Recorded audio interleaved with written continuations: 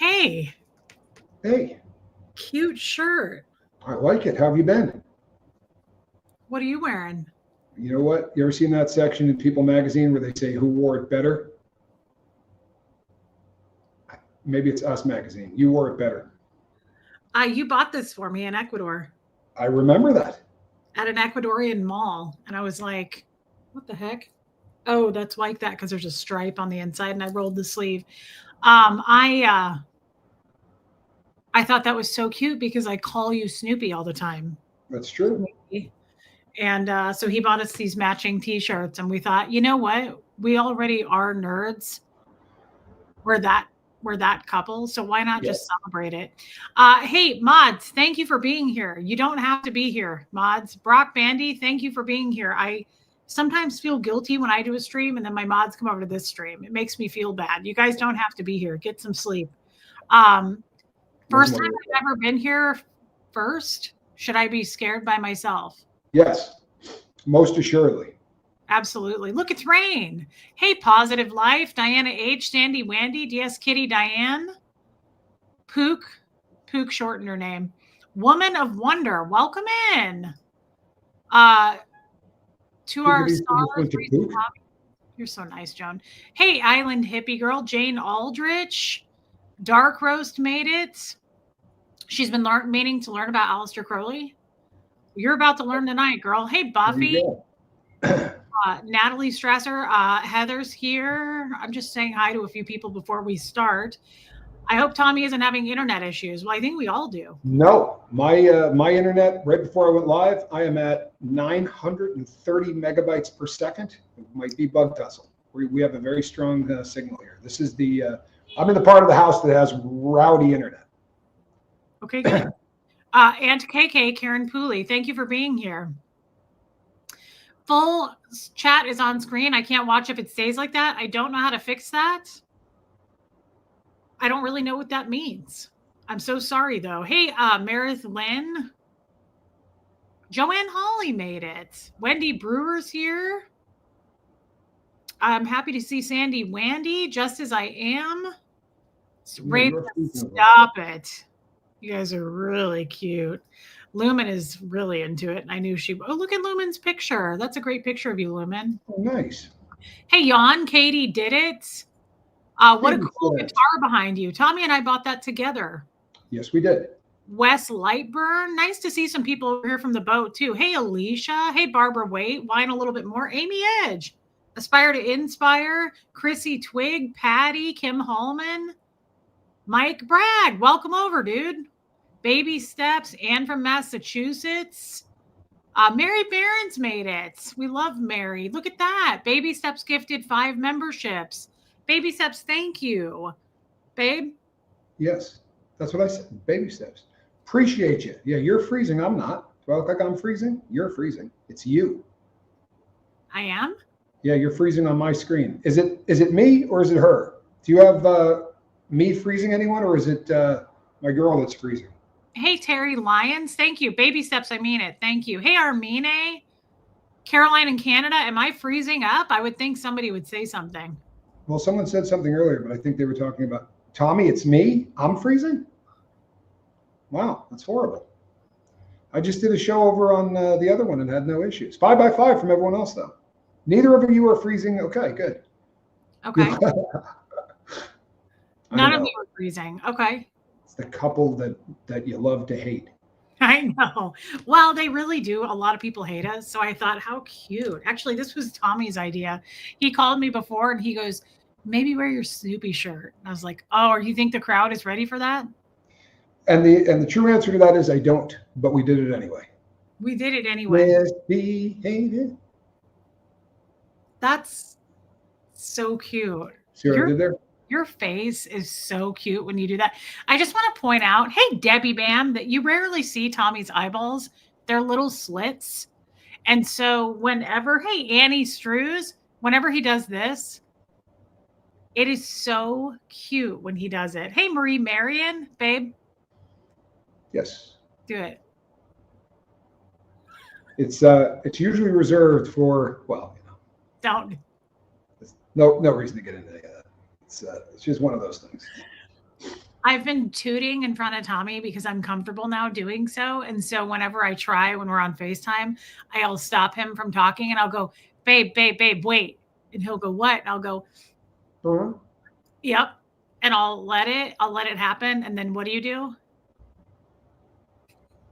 Usually, I can't even imitate it because usually it's way more genuine than that, and I'm just sort of putting it on now. But normally it's because it always freaks me out.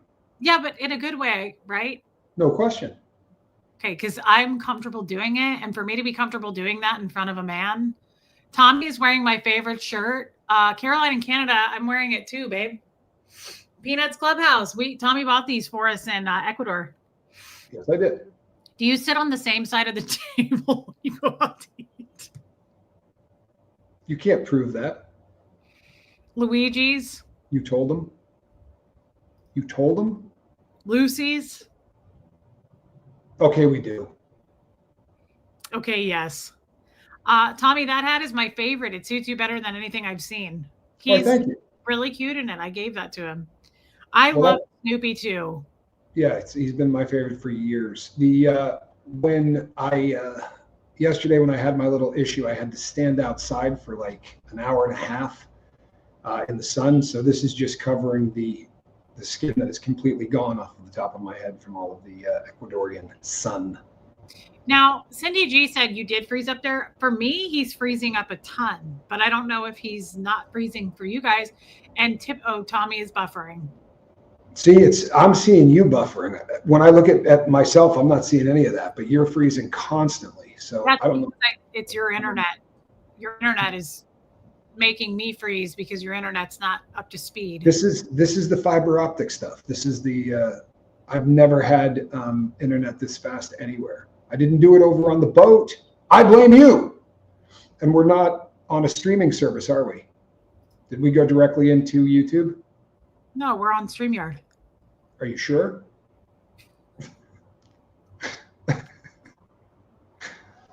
Oh, I wish I had a camera. You should see how you just froze. That was such a great picture. See, I'm fine on her end. Babe, did you just ask me if I'm sure that we're on the streaming service that I use every day of my life? Yes, we weren't last time. Yeah, we were. Well, then you told me we weren't for some reason. Babe, look in the top left corner of your computer. There's a little duck with an S on it that says StreamYard. You know, nobody wants your smart assery. I'm just saying. I was so busy concentrating on your face, I wasn't even looking around for any of that. You're a baby angel, and, everybody has different gifts. All I'll tell you what, Pumpkin, talk to him for about a minute, because apparently it's me, so I'll be right back. Okay. For real. I'm just going to shut this down, and I'll come right back, all right? All right, we'll see you then. This tattoo is starting to itch, guys. It's been a week. Who knows all three names? Cindy G, what does that mean? Who knows all three names? Hey, Jamie Palmer, what does this mean? Hopefully he can get his internet to work, because I love the smart assery. I am really into this show tonight. Like, I am in for a show tonight. I know you guys are too. Marie Marion, fine. Just so you know, Marie Marion, I made myself tea, but I also have water. I got my husband Snoopy t-shirts for his birthday. I love Snoopy, and I call Tommy Snoopy. Who knows all three names? Aleister Crowley, Jack Parsons, and L. Ron Hubbard. What do you mean, who knows all three? I mean, that's the title of the stream, Cindy G.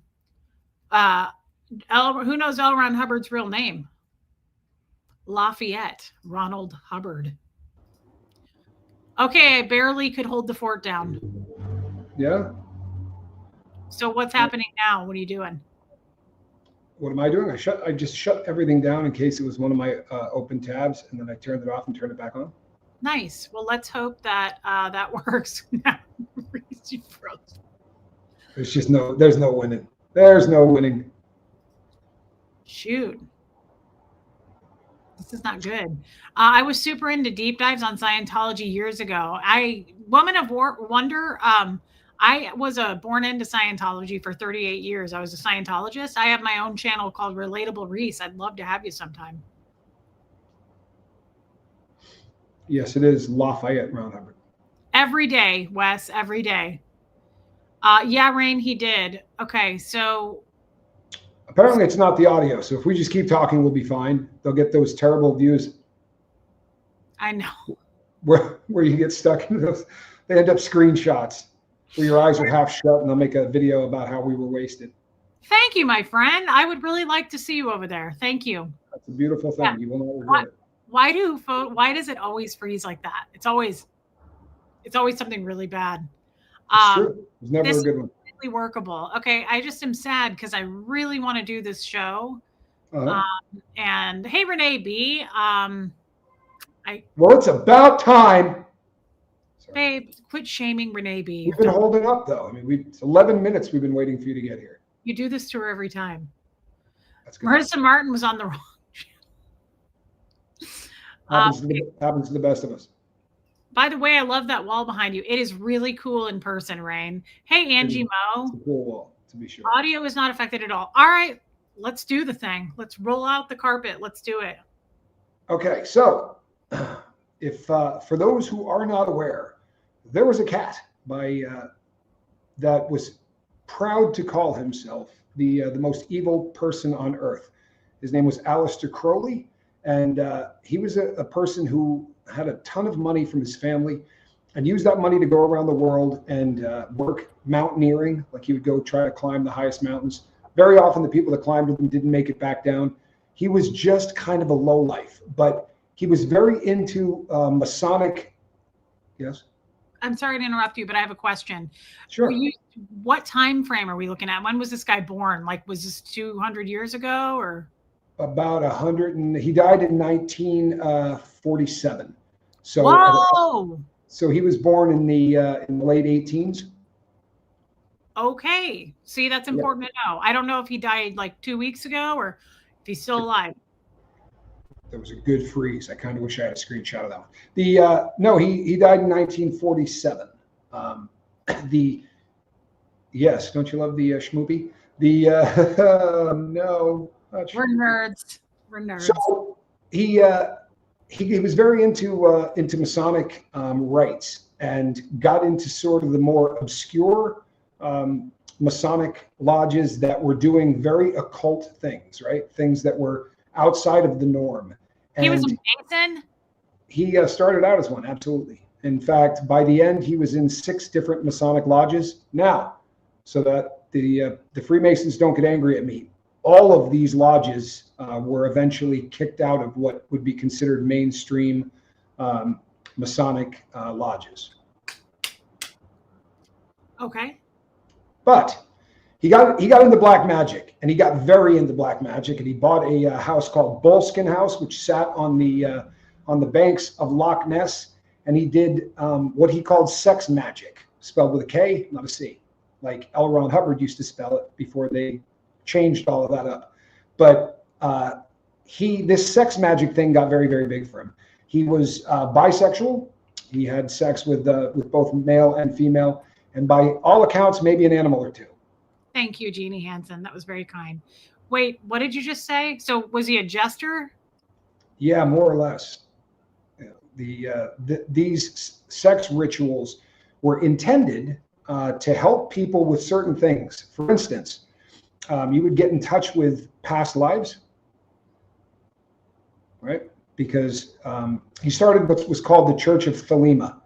And he wrote all of the religious doctrines for the Church of Thelema. And he had an organization called the OTO, which is the Orientis something Oriento. It's a Templi Oriento or whatever.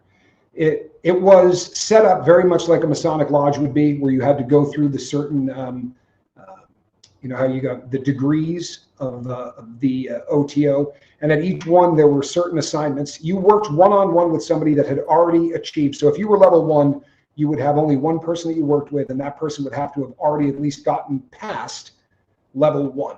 But the stuff that was done was really kind of bizarre. Some of the rituals, which you can talk about without making people sick, there would be words that you needed to not use over the course of a week. Words like the, or words like and. And every time you did use one of those words, you would take a straight razor and you would cut your arm. And it is designed to get control over your ability to communicate and your ability to stay emotionless. Are you being serious about that? As a heart attack. That's terrifying.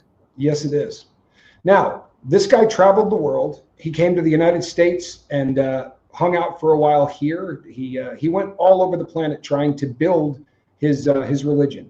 He was very into drugs, right? His big ones being cocaine. He did a ton of cocaine. He wrote a book called The Drug Fiend, where he sort of cataloged his descent into madness.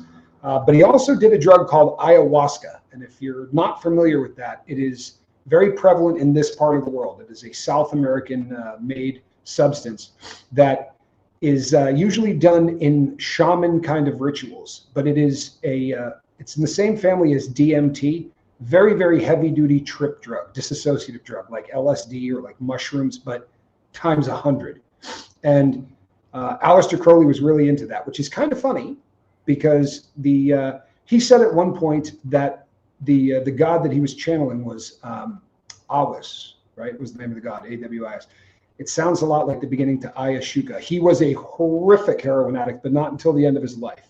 He wasn't doing any of that stuff until he was in his much later years, but he died penniless, by all accounts, booking Whamers for dope, selling oral sex for drugs. Was Crowley's church a nonprofit in the U.S.? Yeah, it's still around. The OTO is still in business today.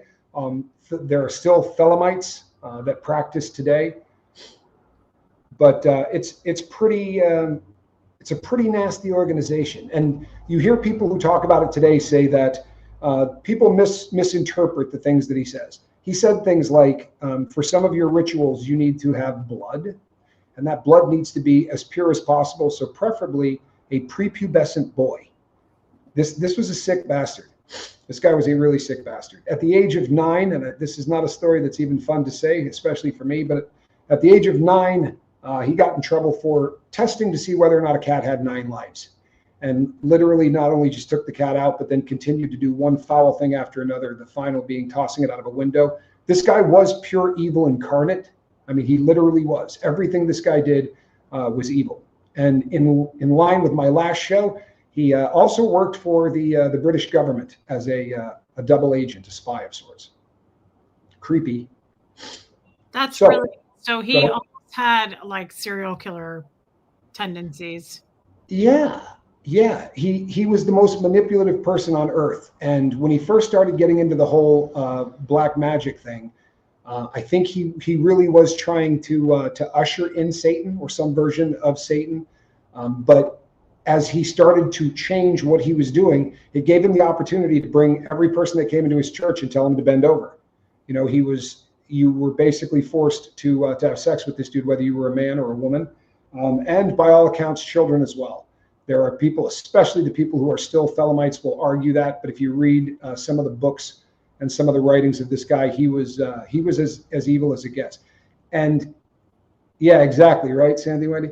But the entire basis of his religion was do what thou wilt. That will be the entirety of the law.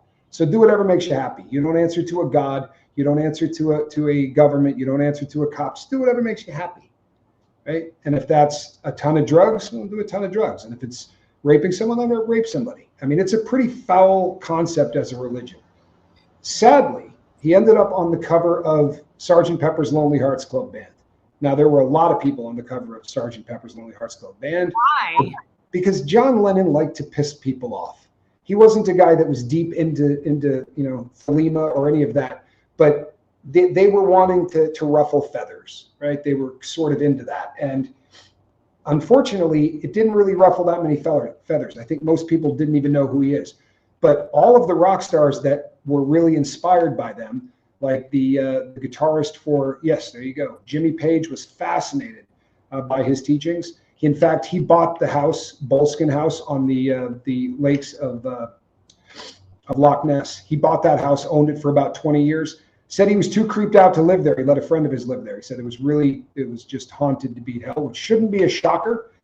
Somebody, he had a place in Italy as well at one point. He got run out of everywhere. Ozzy Osbourne did a song called Mr. Crowley, which was about Aleister Crowley. I found 98 rock stars when I was doing the research on this, who you can tie to them saying very positive things about them. David Bowie was huge into it.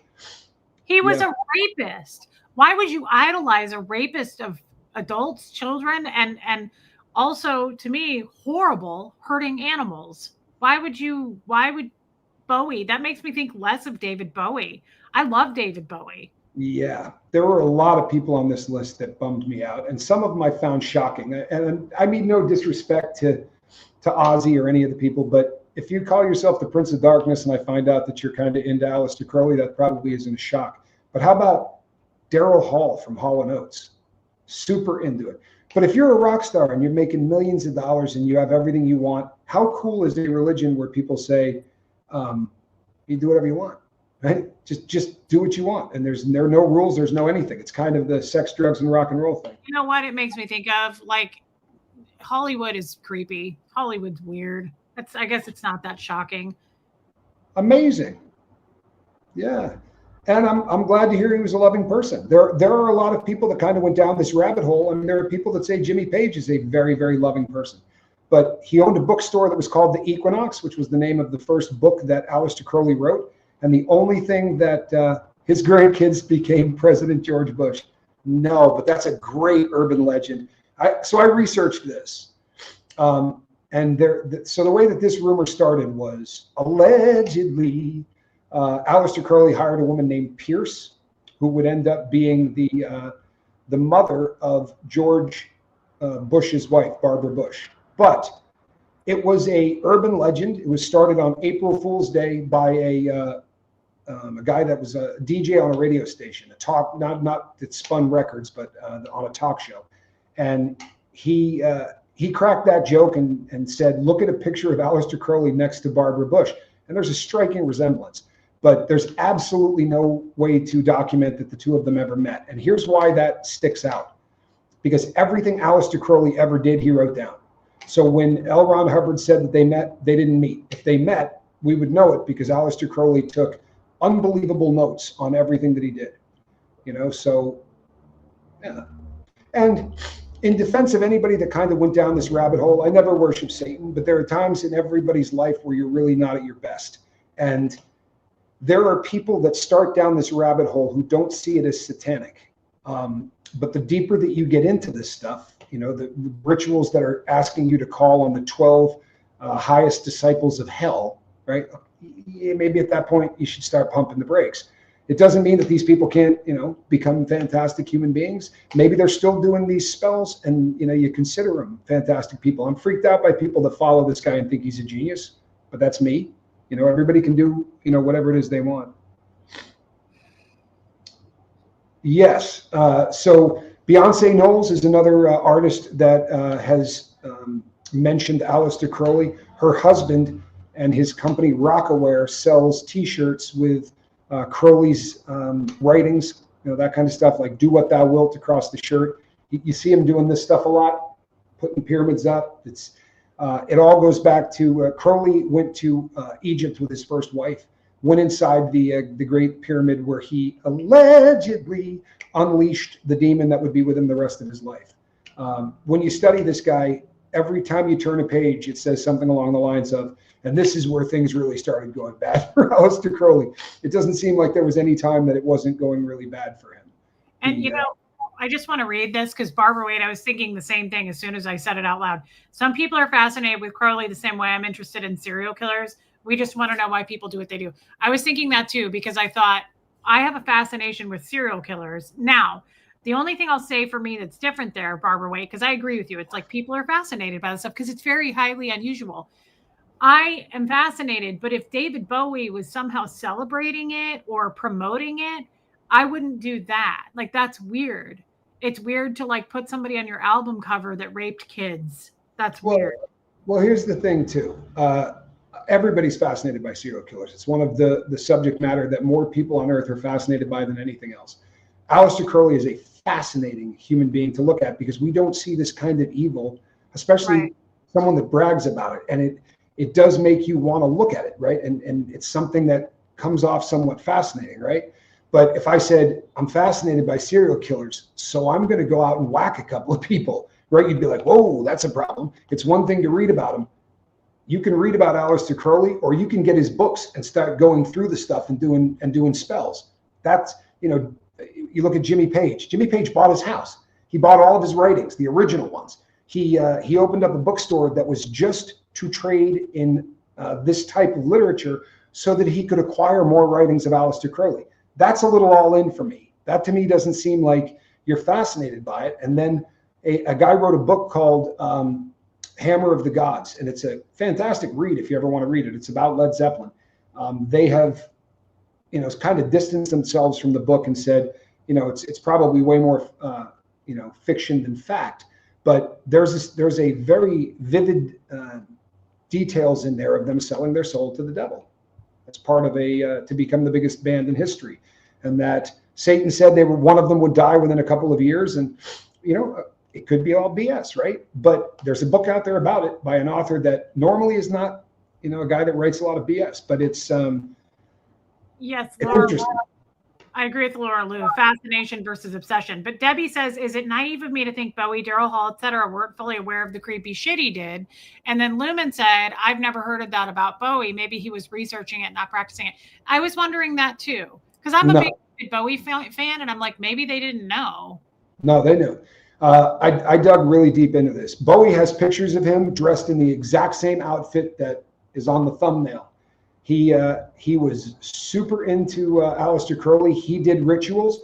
David Bowie had an episode where his pool began to boil. You guys can look this up. He got freaked out by what he was doing and probably backed away a little bit. But his wife said absolutely no two ways about it, their pool was boiling. These people weren't dipping their toe in there. Yes, Cab Calloway was an entertainer. He ended up in the Blues Brothers. He played Curtis in the movie The Blues Brothers, an incredible singer, an incredible dancer. And he did say that he made a deal with the devil. And the funny thing, and I don't mean funny ha-ha, but when I say I tied all of these artists to Aleister Crowley, you ever meet somebody in banking that says they sold their soul to Satan? Right? Do you ever meet somebody who works in real estate that said they sold their soul to Satan? Yes, David Bowie's house in LA turned red and boiled. Yeah, these aren't people that were just reading. I mean, I've read about Aleister Crowley extensively, but I don't buy the guy's books and start reading the spells and trying to figure out, I am fascinated from a historical standpoint, but from a religious standpoint. And when I don't remember if this was Bowie or somebody else, but what they say is that most of them will say they were really into Crowley because he challenged the norms. Right? The norms, most people believe in a deity of some kind or a higher power of some kind, and they wanted none of that. They wanted to be able to be their own God, right? And that's really what Crowley's teachings were, that if you mastered yourself, then there is no God, there is only you, and you can control your own destiny or shape matter, space, time, what they say in your 8th level of Scientology? Matter, energy, space, and time. Very principle, folks. So this is also, I mean, I'm fascinated by this for sure. I don't want to ring up Satan though and practice rituals, but I am very fascinated. And one of the reasons I'm fascinated with everything you're saying is you may not assume what I'm about to say. I think it's strange and interesting that somebody would be practicing such weird satanic rituals in the early 1900s. Was that common, do you think? Or do you think that was more unusual than it is now? I would think it's more common nowadays versus 100 years ago. That seems like that would have been strange. Well, the people that inspired Crowley. I could be wrong. No, yeah, the people that inspired Crowley, he got a book from the 1400s written by someone that was doing black magic. And I think that it was probably more prevalent back then than it is now, because back then you could hide these things very, very easily. Whereas today, look at all of the rock stars today who are doing this. It's also really big in rap. There are currently, I think, 4 rap albums that have some Yeah, Rain is right. It's super common. I didn't know that. I didn't know it was common. Is it if you start conjuring demons, they will show up. I don't doubt that, Mike Bragg. That's what I'm saying. It's interesting to hear this from Tommy, but believe I'm not going to go buy books on it and go down holes. Is this where the alleged rituals at Bohemian Grove originated from? You know, that's hard to answer. What we know of Bohemian Grove is that a lot of dudes wore a lot of black robes and a lot of really creepy stuff was going on, but it's difficult to get an idea of what, what book they're following when they're doing this stuff. But these secret societies across the board scare me. I don't think all of them are evil, but I think all of them at some level, if you have to be secret about what you're doing, that to me is a little bit frightening. I agree with your grandmother there, Barbara Waite, no question. And Cindy G, you're right. Yeah, corruption runs deep. Now, guys, I'm just naive because I don't know anything about history. So please don't take that as like people weren't doing this 100 years ago. I thought Philadelphia was a state. So I am the last person to be, I'm just was curious. It seems like, but now that I read, like Jamie Palmer said, seances were very popular, like witches and stuff like that. I think we're going on then. That's an interesting show too in itself. To talk about that, not tonight, but maybe do a show on that kind of stuff like 100 or plus years ago. Like, why was that so popular? Where does that come from? Well, I think one of the answers is this. So if you go back to to that time period, you didn't have people going to sporting events. You didn't have people that were going to movies, right? There's a lot of things that we kind of take for granted that take up a lot of our time. So people would travel into town and things like seances. Somebody would come into town and say, hey, I can show you, I can talk to the dead. And most of them were con men. Most of them were people that, had a system that would scare the crap out of everybody. And then they'd roll out of town with a fistful of cash and they would go to the next town. But sometimes when you leave like that, there are people that go, holy crap, that's real. And then they start going to read books, which was all that was sort of prevalent at the time. And they look for those kind of books. So to bring this into modern times, as Crowley's doing all of this and he's getting devotees from around the world, he starts to have a correspondence with a guy named Jack Parsons. Parsons. They met each other. I'm sorry to interrupt, but so Jack Parsons met Crowley, unlike Crowley meeting LRH. So Jack and Aleister actually met.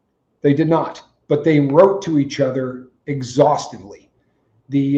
So what happened is Jack Parsons ended up being a guy that was into black magic. He was born to a very rich family, but his dad was basically a jester. And by the time he was 11, his mom had caught his father so many times with prostitutes that she bounced him out of the house. And he moved into a mansion that with his mom and his grandmother. And they basically paid for him to do whatever he wanted. He was sort of effeminate. He was small and dyslexic by a lot of accounts, but he liked blowing stuff up. And they would pay for the powder and everything that he needed to do experiments. They would bring intelligent people in to help teach him. And he got super into blowing crap up. What a psycho. When was Jack Parsons born? Like, what's the time period there? If I'm not mistaken, I think he was born in 1914. Let me see here real quick. Yeah, he was born Marvel Whiteside Parsons on October 2nd, 1914. His age from Google for you, Reese, October 1914 to 1952. Thank you, Cindy G. And Aleister was born in the later 1800s, so they weren't that far different in an age gap. No, they were not. However, Jack Parsons referred to him as father in his writings. Ew. Okay. Yeah. And in the correspondence back, thank you, Cindy. Aleister would sign it, The Beast 666. Crowley would sign stuff to that? Yep. Crowley referred to himself as the Beast and would sign all of his correspondence. And he had like 6 names that he came up with over the years that were like this long and based on, odd, names from the past and demon names and things like that. But he would sign his letters, The Beast 666. So both of these guys were equally into like black magic, satanic stuff. Yes. Okay. Yeah. Let me ask you this. Sure. Was Crowley, not Crowley, was Parsons influenced by Aleister Crowley? Like, was he not into black magic and then heard about Crowley and then that influenced him? Or was his creepy father and the jester stuff already enough to kind of... So when he was really young, he read it. He was a very intelligent dude. He had an unbelievable IQ. And when he was young, he read a lot of stuff. He read everything he could get his hands on. And he started to dabble in the occult. By all of his writings, he said at a very young age, he succeeded in a ritual that without a doubt brought a very evil entity, and it scared the ever-loving crap out of him. And Parsons. he just, Parsons? This is Jack Parsons, correct. Okay. So he set that down and he walked away, and it would be about a decade or a little more before he gets back into it in any way. He gets back into it by going to something in California, in Pasadena, called the Agape Lodge, which was set up very much like most lodges, like a, in one way or another, right? But the agape is a word from Latin that means love. There are like 7, I think, different types of love in the Latin language. Agape is usually the kind of love that they describe when they talk about like God loving you. It's you know what, dogs loving you would be like agape. It's unconditional. It's not something that you have to earn. It's not something that's based on, ooh, you're pretty. It's that over the top kind of love that, you know, a mother has when they hand a baby to her, kind of a thing. But the Agape Lodge was just a American version of the OTO, which was the Thelema or the Thelemites that Aleister Crowley had come up with. So the guy that was running the place brought in Jack Parsons, and the two of them started to communicate and hang out. He started spending a lot more time at the church, and he wrote to Aleister Crowley, and Crowley began writing back to him on a basically daily basis. And they both were of the opinion that the guy that was running the Agape Lodge was an idiot. That was one thing that they both believed. And it probably was more that this guy just wasn't as evil as they wanted him to be. But go ahead. I'm Googling because I don't know why this is making me curious, but I'm majorly wanting to know when they were born and like what time period. And I said, where did he live? I want to know, like, where did Jack Parsons live? California. Okay, it says Aleister Crowley lived in many places: Scottish Highlands, Sicily, London, Mexico, New Hampshire, Hastings, England, Scotland, United States during World War I. So he lived all over. Hey, Sierra Terry, where did Parsons live? In California. So he wasn't necessarily in the same state. No, the two of them never met in person. They only met through writing and correspondence. Right. Okay. Just I wanted to know that. Sorry. Go ahead. So Parsons ended up, he would get beat up at school constantly. He had a friend that stuck up for him, and the two of them hung out for the rest of their lives together. Ended up being very close friends. But Parsons got in trouble and got sent to military school, where he also got beat up. So he blew up all of the toilets in the bathroom and got kicked out of military school, came home. So now he's kind of a bit of a dropout, right? And he starts hanging out near Caltech, which is like MIT on the West Coast, especially back then. And this was people working on rocket science, and rockets at the time, believe it or not, rockets have been used in war since, hundreds and hundreds of years they've been using rockets.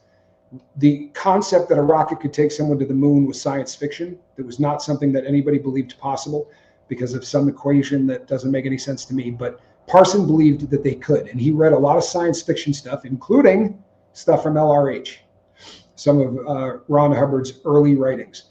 But as he started to hang out with these guys, he weaseled his way into working with the students and the people at Caltech, and ended up becoming really good at it. And he started JPL Labs, and they began to get military contracts for something called a JATO. And it's a jet-assisted takeoff, right? JATO. These were those things you see under the bottom of planes. So if you're trying to take off from an aircraft carrier, or you have too short a runway, he was the one that figured out how to make that work. Every time they tried, they would explode. And he figured out by using, believe it or not, tar off of a roof, and then different chemicals to hold that. The tar held it all together. But these things made him rich. In that day, he got very wealthy very quickly. He got married, but he and his wife began going to this church and getting way more into it. And he started writing to Crowley. Crowley wanted him to take over the church because Parsons was all in. He was a sicko and really dug the whole free love thing. He buys a massive mansion right? Huge mansion. It's got 19 bedrooms. And it's on what they call Millionaire Row. Everybody on the street was just very, very wealthy. And he starts running ads, right? After the war was over, he figured he was going to be making less money. And he started running ads that said, I'm going to let people rent rooms out in my house. Here's the only catch. You cannot believe in God. That was in the ad. You can still look these ads up. This is the real deal. Can't believe in God or you're not going to rent a room here. Sarah Fidelli. Sarah, thank you for becoming a member, guys. Thank you for being members. That is very, very kind of you and supportive. Thank you. That's terrifying. Yeah. A little odd, right? Wow. Guess who answers the ad? No. Lafayette Ron Hubbard. Now, the work that Parsons was doing, his team was nicknamed the Suicide Squad because they were constantly this close to dying. The chemicals that they used, the stuff that they were always blowing stuff up, having problems. This was Parsons. This was his thing. He was super into to rocketry, and this was solid rockets. So you're mixing powder together that's going to explode to make something go up off the ground. Can I ask you a question? How do you know, since this was obviously what, in the 1950s, I'm guessing? 1950s, correct. How do we know that LRH did that? Like how? Okay, this is a great question. There's a couple of reasons that we know this. Number one, there were 19 people at that house. So as Scientology began to take off, all of the people who were there were like, I know who that guy is. He used to hang out with us at Jack Parsons' place, which they used to call the parsonage, right? Play on words. So he was hanging out at the parsonage. All of those people, hey, Johnny. Wow. It's nice to see you. And the other way is that very much like Aleister Crowley, this is a cat that spent a lot of time writing down everything that happened in his life, right? A very big thing among people that are doing these kind of rituals is the ritual doesn't necessarily end when you take off your black robe. So you have to write down what's happening afterwards. Are you seeing any of the effects? So you're constantly writing. There are letters back and forth between Aleister Crowley and Jack Parsons where he says, just met a guy. He just got out of the Navy. Very interesting cat. He has no formal training, but seems to be very in touch with the dark forces. So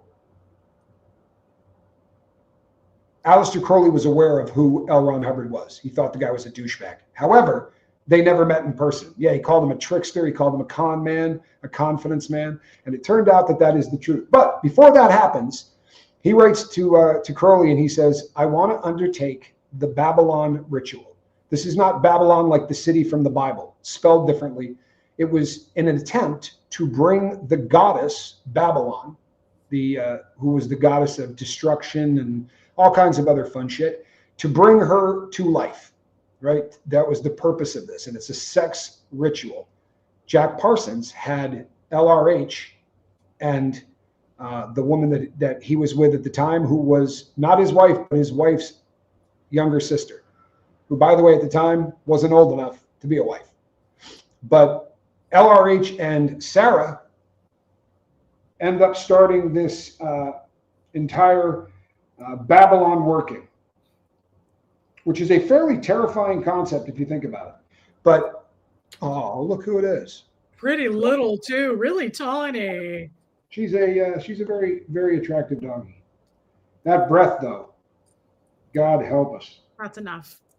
I'm sorry. So he's banging this girl, right? Who, in theory, for the Babylon working, should be a virgin. Probably not something that they were able to pull off, especially since Parsons was probably already laying with her. But he and his wife had an open marriage, which they had to have because sex magic is what they were doing. So they're all sleeping with everybody. It's very, very eyes wide shutish. But they had a big pyramid built in the house where they would do these rituals. And in every one of these rituals, there had to be a nude woman laid out. That was part of the whole thing. They also cooked these cakes that I talked about the other day on the show. And according to the writings, you needed blood for the cake. You needed feces and urine for the cake. And you also needed blood from an innocent, which usually meant a kid, and blood from a beast. Didn't matter what kind. And you took all of this shit, piss, and blood and menstrual blood, semen, just the nastiest not stuff you really want to eat. By the way, Crowley had someone die eating this stuff in Italy, and he got run out of the country. When you have people eat feces as part of what you're doing, you're opening yourself up to some diseases that can kill you very quickly. So he evolved it where he would take all of this stuff and burn it, and then take the ashes of all of this and make it into a cake, along with a goblet. And I'm not even going to get into the ingredients of the goblet because none of you want to hear it. Just do me a favor and assume the nastiest stuff you can possibly imagine drinking, that was in the goblet. And this was done like the Eucharist. You know what that word means? The Eucharist is what they give out at communions in like a Catholic church, where you give out something that represents the body of Christ. It's bread or a wafer or whatever, and then grape juice or wine. Well, they were doing this as part of a ritual that Aleister Crowley had written. This is the Thelemic Mass, right? So, but that's what this is what they're dining on and drinking while they're doing this ritual where Lafayette Ron Hubbard is banging Sarah Northrop. Yeah. Now, at the time, he's married. Right? LRH at the time was married. Didn't seem to stop him. The Babylon working is very often, they say that it was designed to bring on the Antichrist. It was designed to bring on the Babylon, the goddess Babylon. Then you knock up her, and that's going to be the Antichrist. That is the theory. Parsons, go ahead. I'm sorry, I can't find a point to break in and ask. Did they perform this ritual on Sarah? Yes. And it went on for a couple of months. It wasn't like a one-night thing. Was it more than one woman? No. There was more than one woman in there, but no, LRH was only doing it with one person. They were the two people that were the... Was it like, were they raping her? No, she was willing. I mean, she knew what was going on. Gross. Okay. Yeah. I don't know if you can consent under those circumstances or not. I mean, if you're believing that, who knows? But she was not, it wasn't a rape thing. I agree with that, West Coast Fancy Nancy. Foul, right? And here's the thing, like, what's your life like if this is what you do on your weekends, right? But after this Babylon ritual, some red-haired chick answered the ad. She was red hair. She had red hair and green eyes. And Parsons took that as a sign that this was Babylon, that she had come into a body. He ends up getting this woman pregnant. She's so freaked out by him that she goes east and has an abortion. The rain virus, it's probably a great way to say it. Yes, right? it is. Yeah, you're so wrapped up in this that consent might not be what it would be under normal circumstances, to be sure. So LRH kind of screws up the entire thing. The parsonage is no longer the way that it was because in a letter that Jack Parsons wrote to Aleister Crowley, he said, LRH, right, Hubbard has taken up with my current, paramour, the woman that he was with. And he said, and I have to be cool with that because of the whole, but he wasn't cool with it. By all accounts, it destroyed the house. He was super pissed off. There was no fun, loving kind of an environment anymore. Everybody walked around not talking. So Hubbard says to him, I got an idea for a business that we can start. We can go down and get boats in Panama where they're very, very cheap and bring them back to the United States and sell them. Since he's a war hero from World War II, he will have no problem sailing these vessels or whatever. So he's given about 20 grand, which may not sound like a lot of money, but that was a hell of a lot of money back then. I did the conversion. It's like 380 grand in today's money, right? Gave him a decent amount of cash. And he takes off with Sarah, who he marries. 2 wives. Bigamy. Yeah. He was already married when he married Sarah, right? Correct. Yes. Fucking creep. Let me ask you this. Didn't he already have kids before Sarah? I don't know the answer to that. I think he did. His son? I don't know if his son was by a previous he had 7 kids. I'm almost positive from what I recall. He had 7. So he had 4 with Mary Hubbard, Mary Sue. And then he had Sarah Northrop. He had a child with her. And then I think he had 3 kids before that with his first marriage. And did you ever see that creepy video? He did very little interviews, LRH. But there was this creepy one where the guy he said something about his second wife, and he goes, or his third wife. The guy said that. He goes, you've been married 3 times. He's like, no, I'm on my second wife. And he's like, no, you have 3. He's like, nope. He's like, I don't. It's just really creepy. It's really like, he's like, did the first wife die or something? He's like, my first wife died. He's like, and I'm married to my second wife. It's just like the way his eyes are, all Scientologists look dead behind the eyeballs. And he's especially that way. But he's also rotten behind the mouth. That's worse. Yeah. So while these rituals are going on, LRH is also working as the scribe. He's writing everything down as it happens. The craziest part of this is that Scientology's take is that he went out to Jack Parsons' place to save Sarah from this occult crap that was going on. Right? It was a heroic mission of him going in there and saving her. Didn't really work out that way. He got sued because once Parsons realized that he had been ripped off. Can we just break for a minute and acknowledge what Sandy said? Where and when did you learn all this? It's like you studied it for years, so I understand. Look, Sandy Kovacs, I said this in my stream yesterday, or maybe the day before. This is where I absolutely am crazy about Tommy, because he's a good teacher, but he is so good at studying. Like, when I'm with him in person, he's actually works. When did I say this on my stream yesterday? Like, I feel bad that I hit play and I'm like, I don't know what to say today, but we're going to stretch it for 2 hours. Tommy will spend 6 to 10 hours a day researching his streams. He will research and study the hell out of whatever he's going to talk about. It's very impressive, babe, and I just want you to know that. He spent a lot of time on this. He is a sponge, Patty, yes. And he's a very good instructor. You're a good teacher. You're telling us this with ease. It's very understandable, and I've learned a lot from you for that reason, because you also make us feel safe about it. There's people who talk down to you, and you're like, they make you feel like you should have known that, or they're better than you. You really don't. And I just want to say thank you for doing all this research. Sorry that I'm just sitting here like a dullard asking questions. You're not looking like a dullard. Pretty damn hot in that shirt too. Here's the point though. It's easier to not sound like you're talking down if you know you're not better than anybody. It's one of those revelations. No, you know what happened is my freshman year in college, I started. You mean like the cellist? Sorry. Yes, he is, but to be sure. My freshman year in college, I had a roommate that was into this kind of stuff, and he would always try to bring it up, and usually wait until I was. Yes, that's on me. I can't believe that's on me, but it really was. It is. I did not do that. Tommy called me and he was like, how about you wear your Snoopy t-shirt? I was like, cute. There's a short. Someone's going to make a short out of that. Nerds. Go on, babe. He was always wanting to talk to me about Aleister Crowley, and usually when I was wasted, right?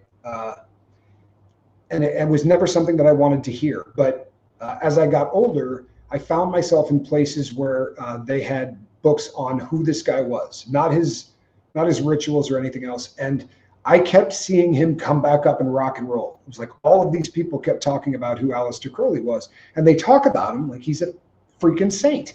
You know what I mean? Like they're all just so damn into him. I was a huge Zeppelin fan. All of the symbols, if you ever look on an album cover, right? What is it? Zofo or Zozo is written on the pant leg of Jimmy Page, and the Robert Plant has what looks like a leaf. All of these things came directly out of one of Aleister Crowley's books.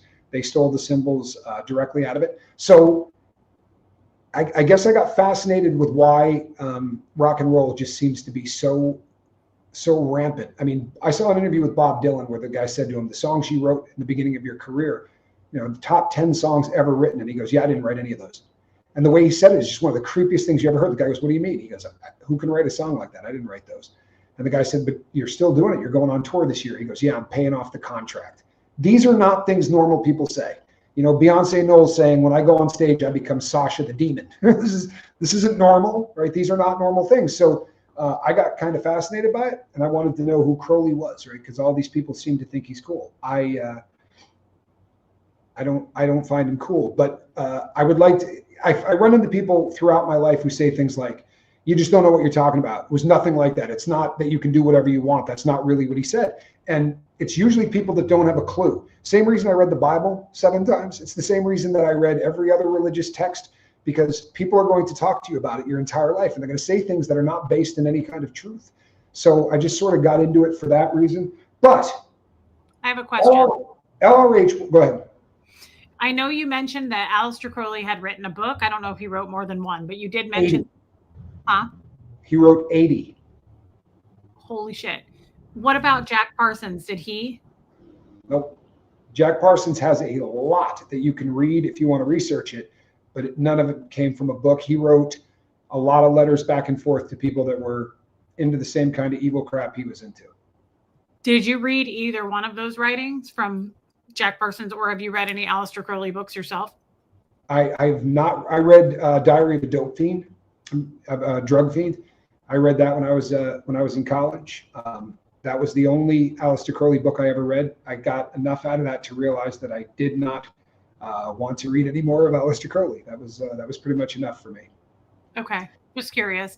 Yeah. So he stole. Was Jack Parsons married to Sarah? I don't think so. He was married to Sarah's sister. The baby sister. I thought Sarah was his girlfriend. Was Parsons' girlfriend. He was married to Sarah's sister. Jack Parsons was married to Sarah's sister, but also had Sarah as a side piece? Correct. Oh, that's normal. Yeah, nothing. The Thoth Tarot deck, he also was, and that is still, tons of people still read that and still use that and are into that. He also wrote about yoga. He wrote about all kinds of stuff. He was very prolific. He also, I don't think, ever did a second draft of anything. If you read anything that the guy wrote, his poetry is the most disgusting stuff. Honestly, you just can't get through it. It is so absolutely foul. But he wrote a lot. He was prolific. So what in the Sister Wives? So then Sarah married LRH, but LRH was already married to another woman. And LRH and this is researchable, I'm sure the cult of Scientology doesn't want you to hear that, but this is an absolute fact. While the Babylon working was going on and he was working as a scribe, he had his first, no joke, whatever you want to call it, an entity came and dealt with LRH. His first real introduction to the occult and evilness took place at Jack Parsons' house. And it was all downhill from there. So did LRH run off with Sarah and broke friendship, obviously, then with Jack Parsons? Jack Parsons actually took him to court, but not before conjuring a storm, because when he showed up, I believe it was in Florida. In fact, it would have been July 3rd, 1952. He showed up in Florida and tried to stop LRH from hauling ass with the rest of his money. LRH gets on the boat, takes off, a storm breaks the mast, and he's got to come back in and face the music. And then he delivers about $2,400, give or take, of the 20 grand that he had stolen. So who was the bigger con man? Well, Jack Parsons believed everything he was doing. Make no mistake. He was the real deal, Holyfield. He may have been deluded to beat hell, or maybe he was just into it. But by the end of his life, all of his correspondence, by the end, he referred to himself as the Antichrist, that he had successfully become the Antichrist. That is how Jack Parsons was describing himself at the end of his life. Did he stay married to Sarah's sister to the end of his life? Yeah, I don't think that they divorced before the end of his life. It didn't much matter. She was not ever around him again. Everybody started to put distance from him. The United States of America pulled his security clearance. The FBI was investigating what he was doing with Crowley and at that house. And they just said, we can't have a sick bastard like you working for us. So they pulled all of his security clearances. He was pumping gas at a gas station. This is a dude that could put a rocket on the moon, but he was pumping gas at a gas station. And then Hollywood hired him for something called squibs. If you watch a movie and you see somebody shoot a gun and the dirt flies up next to him or the guy's chest explodes, Those are small amounts of Sarah, the wife who LRH kidnapped their baby. Yes, that would be the same Sarah. I knew that part. Yes. So he was making squibs. He was making special effects explosions for Hollywood. Started to make money again. Moved into the carriage house, right, where you would literally keep horse and carriages back in the day. It's like a large garage that used to be a part of the mansion that he used to live in, but he didn't have any money left. LRH condom. And Aleister Crowley had said to him before he died, I don't want to have anything to do with you. You're an idiot. You blew your money. You trusted that guy, told you not to. So it blew his relationship with Crowley. Put a real hurt on this whole agape church that they have going on. And this ends up, yes, that absolutely happened. So, but now, while all of this is going on, and keep in mind that this is after 1947, so we're looking at about 1950. This is right around the time that LRH comes out with Dianetics. He writes Dianetics. Jack Parsons drops a coffee can about this big. Allegedly, he drops a coffee can about this big onto the floor of the carriage house. It blows up. In it is something called fulminative mercury. If you've ever seen a bullet, the back of the bullet is brass, and then there's like a little silver part right in the middle. That's where the hammer strikes, right? The firing pin hits that. Inside of that is one of the most explosive things, and a good shot makes it explode. That makes the powder inside burn, and that fires out the bullet. Well, he had a can of it about this deep. He dropped it onto the ground, blew his left leg completely off, like 4 or 5 feet away from him. He lost an arm, lost a whole chunk, half of his face, and was on the ground. When the police got there, he was laying, bleeding out, dying. It rocked windows in houses a mile away. Did he die that way?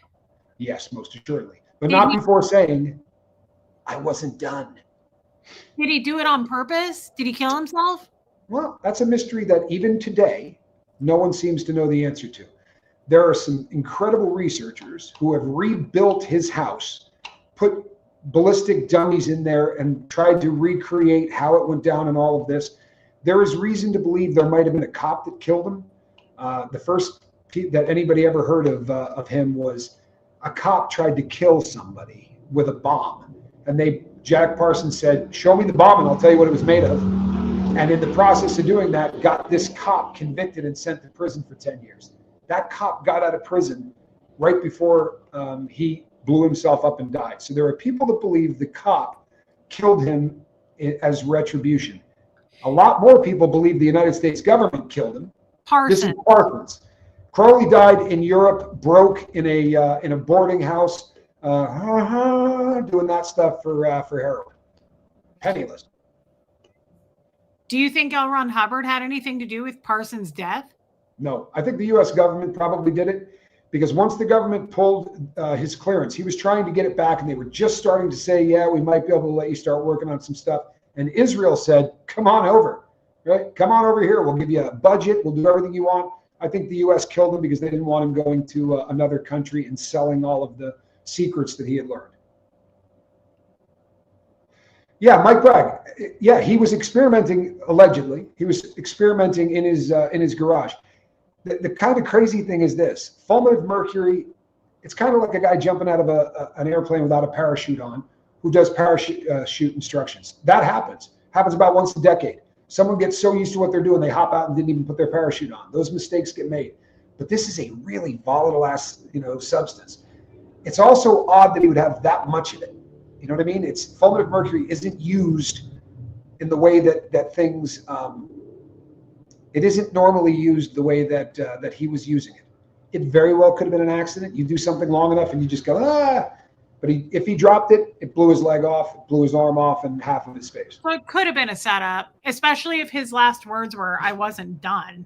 I wasn't done. Doesn't sound like suicidal. Yeah. It could have been an accident. But hey, I think the government killed him. Cindy G, 3 kids. Wait. I had to look it up too. Kids from all 3. Yeah, oh yeah, Cindy G. And as a former Scientologist, of course, they don't tell us that in Scientology, right? I'm told LRH had 1 wife with Mary Sue Hubbard, and he had the 4 kids with Mary Sue Hubbard. And I'm also told he was a doctor, a physicist, a scientist, a colonel in the Navy, an Eagle Scout. We're told the beautiful story of L. Ron Hubbard, which of course none of it's true. So I have a question. Did Parsons have kids with that woman? No. So he never had children. He did not. Interesting. Okay. So he He died. was very young when he died. Okay. He didn't grow to old age. He either blew himself up. Say again? Did he kill anybody else in that explosion, or just himself? No. Nope. He broke some windows, but Okay. no, he did not kill anyone else. He was a loose cannon, and the longer I study the United States of America, the more I realize that when there are loose cannons that have anything to do with the U.S., they either hang themselves in their cells, right, or they disappear, or something bad happens to them. I don't think that they were going to risk somebody that knew as much about what he did for the United States government. He had full security clearance. He built the JATO rocket that, for all intent and purpose, did a hell of a lot to win the war, right? We used those extensively. And he was going to be, in theory, working for either Israel, maybe the United States, if they could work all that out. But I think there was a decent chance that they didn't want him going somewhere else. And on top of that, they knew he was stark raving mad. Like, this dude truthfully and honestly believed he was the Antichrist. That's a threat to a government, right, and a military. So it started obviously with Aleister. Aleister made friends with Parsons. Parsons made friends with LRH. Aleister said LRH was a nutball, stay away from him. Yep. Parsons didn't listen. And then, hey, Rue, thank you. Wow. Oh, thank you. Rue. Love you, babe. Great looking doggy. Can you I know, that is a cute picture. Oh my God. Don't forget that I need one of those. Onyx, yeah, I got some updated tattoos. I did. Thank you, Rue. So hold on. I'm following this. So by the end of it all, they all hated each other. Aleister and Parsons. Well, Parsons never hated Aleister Crowley, but Aleister Crowley was really pissed off at Parsons. Correct. So that's what I mean. It ended poorly. And then rain virus. I want a Chihuahua in Ecuador. Rain, please don't get her started. Please don't get her started. So let's get back on subject. No dog talk. Mine was Mexican too, Rue. I had a Mexican Chihuahua and he refused to learn English. It was really frustrating. Hold on. So then the only one that was alive then was LRH. Correct? Now let me ask you this. Wow. Oh, this is so interesting to me because LRH to this day is still the most prolific writer. He's the most prolific author on planet Earth, which you say he was a meth head. Fine. Okay. But I wonder if I've not, of course, even as an ex-Scientologist, I have not read even half of what LRH wrote. The guy wrote a ton of books. Do you think he wrote about Parsons anywhere in any of his work? Obviously, that would be probably a huge no, because he wouldn't want his followers to know that he was participating in that, right? He wouldn't want to be known to be friends with him. No, I first of all, I have read a lot of his garbage. Another guy that has never rewritten anything. Like, first drafts end up books for that man. He wrote a lot, but it was shit, man. It's just, honestly, it's just terrible. But Babe, you think I don't know that? I was forced to read it, star rate, checkout, and do all. Did you read the Battlefield Earth series? There's like a freaking 50 of them, and they're just awful. What about Getro? Scientologists don't read his sci-fi stuff. I'm talking about real Scientology where we have to pay to read his shit. That's what I'm talking about. Yeah, you know what's funny? Do you see the comment that says remote viewing comes out of Scientology? Even further back, remote viewing by a lot of people's accounts ties to Crowley more than it ties to, but Scientology ties to Crowley. And when you really start to dissect this, it will actually make a lot of sense. Well, right? Here's where I'm struggling. So as an ex-Scientologist, how did they cover this up? You would think LRH would not want this to be known, that for his members to know that he was involved in this creepy satanic stuff. So how did he cover that up? He didn't. The Philadelphia Doctorate course number 14, lecture 14. The PDC? He actually says in that lecture, I heard it in his own voice, where he talked about, he said that people in the past used to do these rituals and things like that, and that it really isn't done in modern times, except for a man named Aleister Crowley, who wrote and started the religion of Thelema. And he said, Aleister Crowley, my close friend. You can still listen to it. The church didn't get rid of it. It's still out there. He still, go ahead. It's like the book Science. I have it sitting here, Science of Survival, where he talks about how gay people are evil and they should be all removed and put onto an island alone. So no, I'm not surprised they didn't remove it. The PDC, the Philadelphia Doctorate course, is one of the largest courses in Scientology. It's extremely expensive and it takes years to do. The PDC lectures are ongoing. I only know a handful of people that did the PDC course because it's just that long. As a matter of fact, if you did the PDC course, it was like, whoa, that's an accomplishment. Like, wow, Kat, thank you for becoming a member. I love you. I love the name. Yeah. Were you allowed to research him? Absolutely not.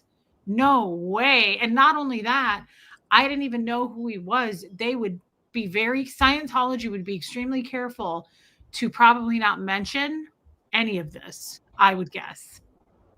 But if I brought that, I guarantee you, this is a hypothetical, but I can 100% certainty say, as an ex-Scientologist, if I hadn't been in the church and said, who's Jack Parsons? Who's Aleister Crowley? No way. That would have been off limits. There's no way. And to be honest, most people in my church would be under the same curtain, behind the same curtain as me. No one, it's not like they're hiding it and they know about it. I'm sure the upper level people are the people that came from the 50s with him, the older crowd of Scientologists. They probably knew, babe, but the newer people like me, no way. My dad might know. Do you think my dad might know because he's been in Scientology since like 1970, 71. Can you put up the CIA fights the aliens with Scientology comment? Here's something that's kind of fascinating about that Philadelphia doctrine. There have been part of those tapes have been removed, and they did it, unfortunately, for the cult of Scientology after they had released the real ones. So the real ones are out, and there are 3 big changes, and all of them say things along the lines of if you use black Scientology, it's the term he used.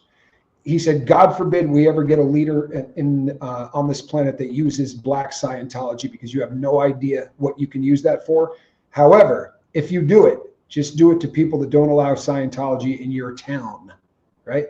And that's been scrubbed. That's no longer in there. That entire section is gone. He talks about using Scientology to injure and to hurt people, and those have been removed. They have purged that from. They didn't get rid of Aleister Crowley though, and him claiming that he and Crowley were close friends. Yeah. Okay, that's wild. I did not know he quoted that on the PDCs. Now, L. Ron Hubbard probably has thousands of lectures. I've listened to probably 200 to 300 of them, so I haven't listened to a ton. But he does talk about a lot of kooky, off the wall shit. It's hard to keep track of his lectures. That's the hardest thing. His readings, I could do better than lectures. I would listen to lectures and I'd be like, what is he talking about? So I'm not surprised. Renee B., this is very sad. His son, Arthur.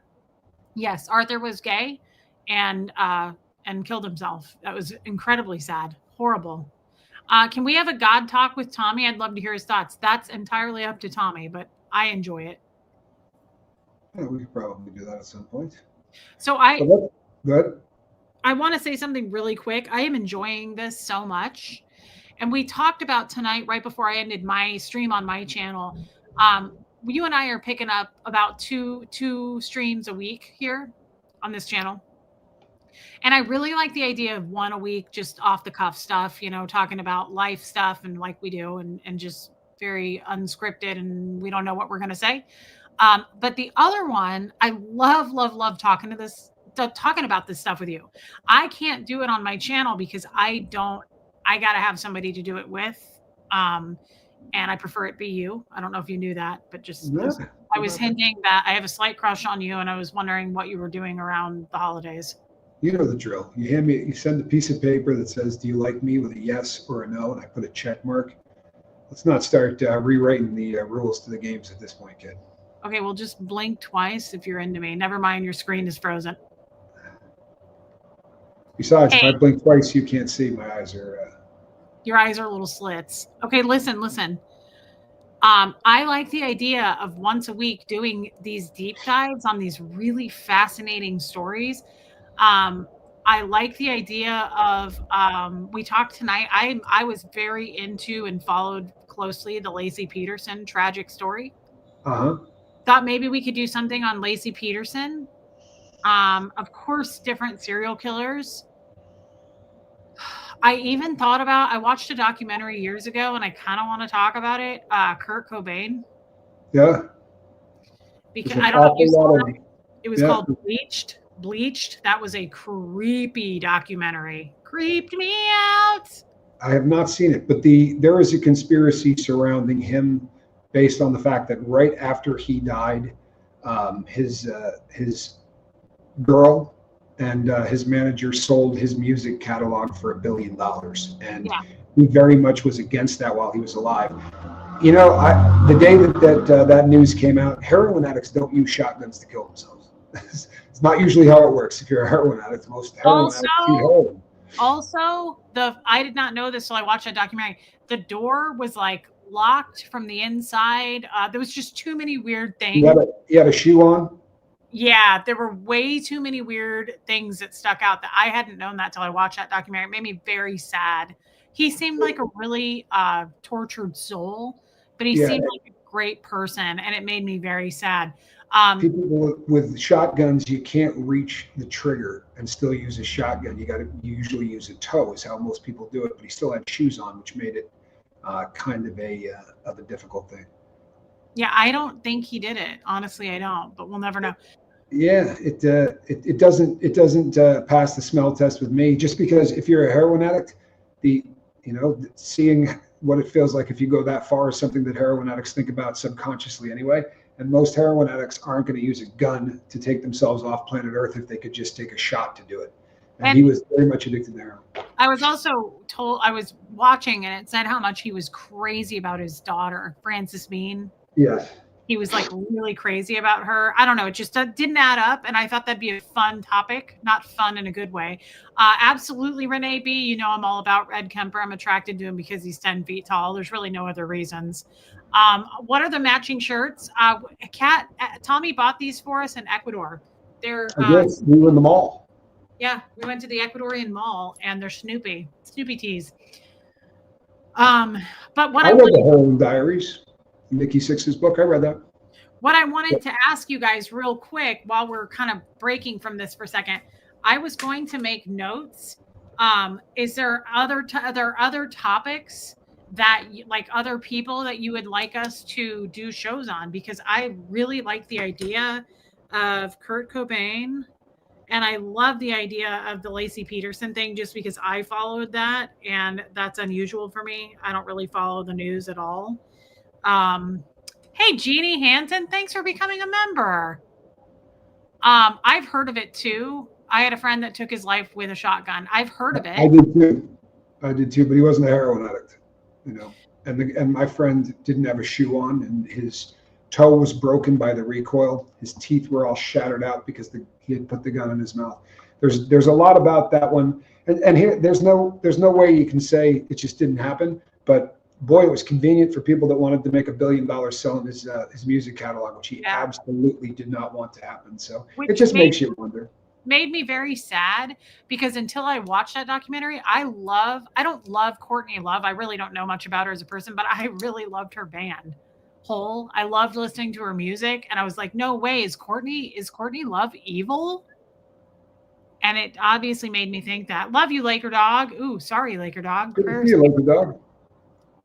I always thought, you know what, I'm going to bum everybody out, but I just thought that you could really have a lot of fun with her band if you just toured them with the other bands.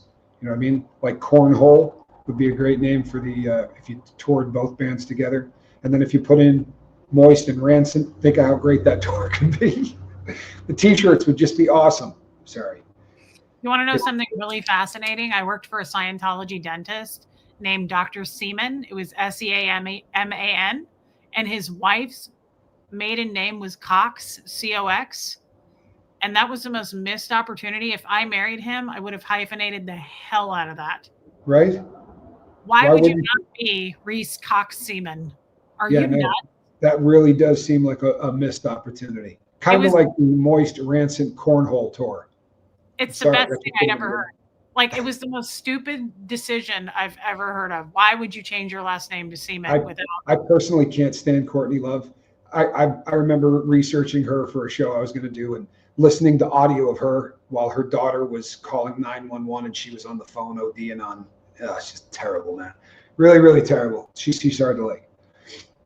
I don't know anything about her personally. I liked a few songs by Hole. Great. I did not make that up.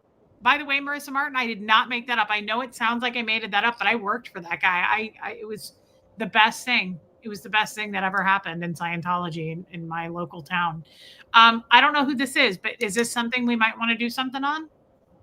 Yeah, yes. What made this one really interesting is he jumped out of a window that you just could not. It would have been absolutely impossible to jump out of. And some of the theories concerning that, it would be worth doing a show on. There's some alien tie into that. If you look into that one, it's pretty damn fascinating, actually. Okay, I wrote that down. I wrote down Ed Kemper, just because. Again, I like that he's. You got the hots for the actor who played Ed Kemper. I do. I don't even know what Ed is. Creepy. That actor's fantastic, but the real Ed is so creepy.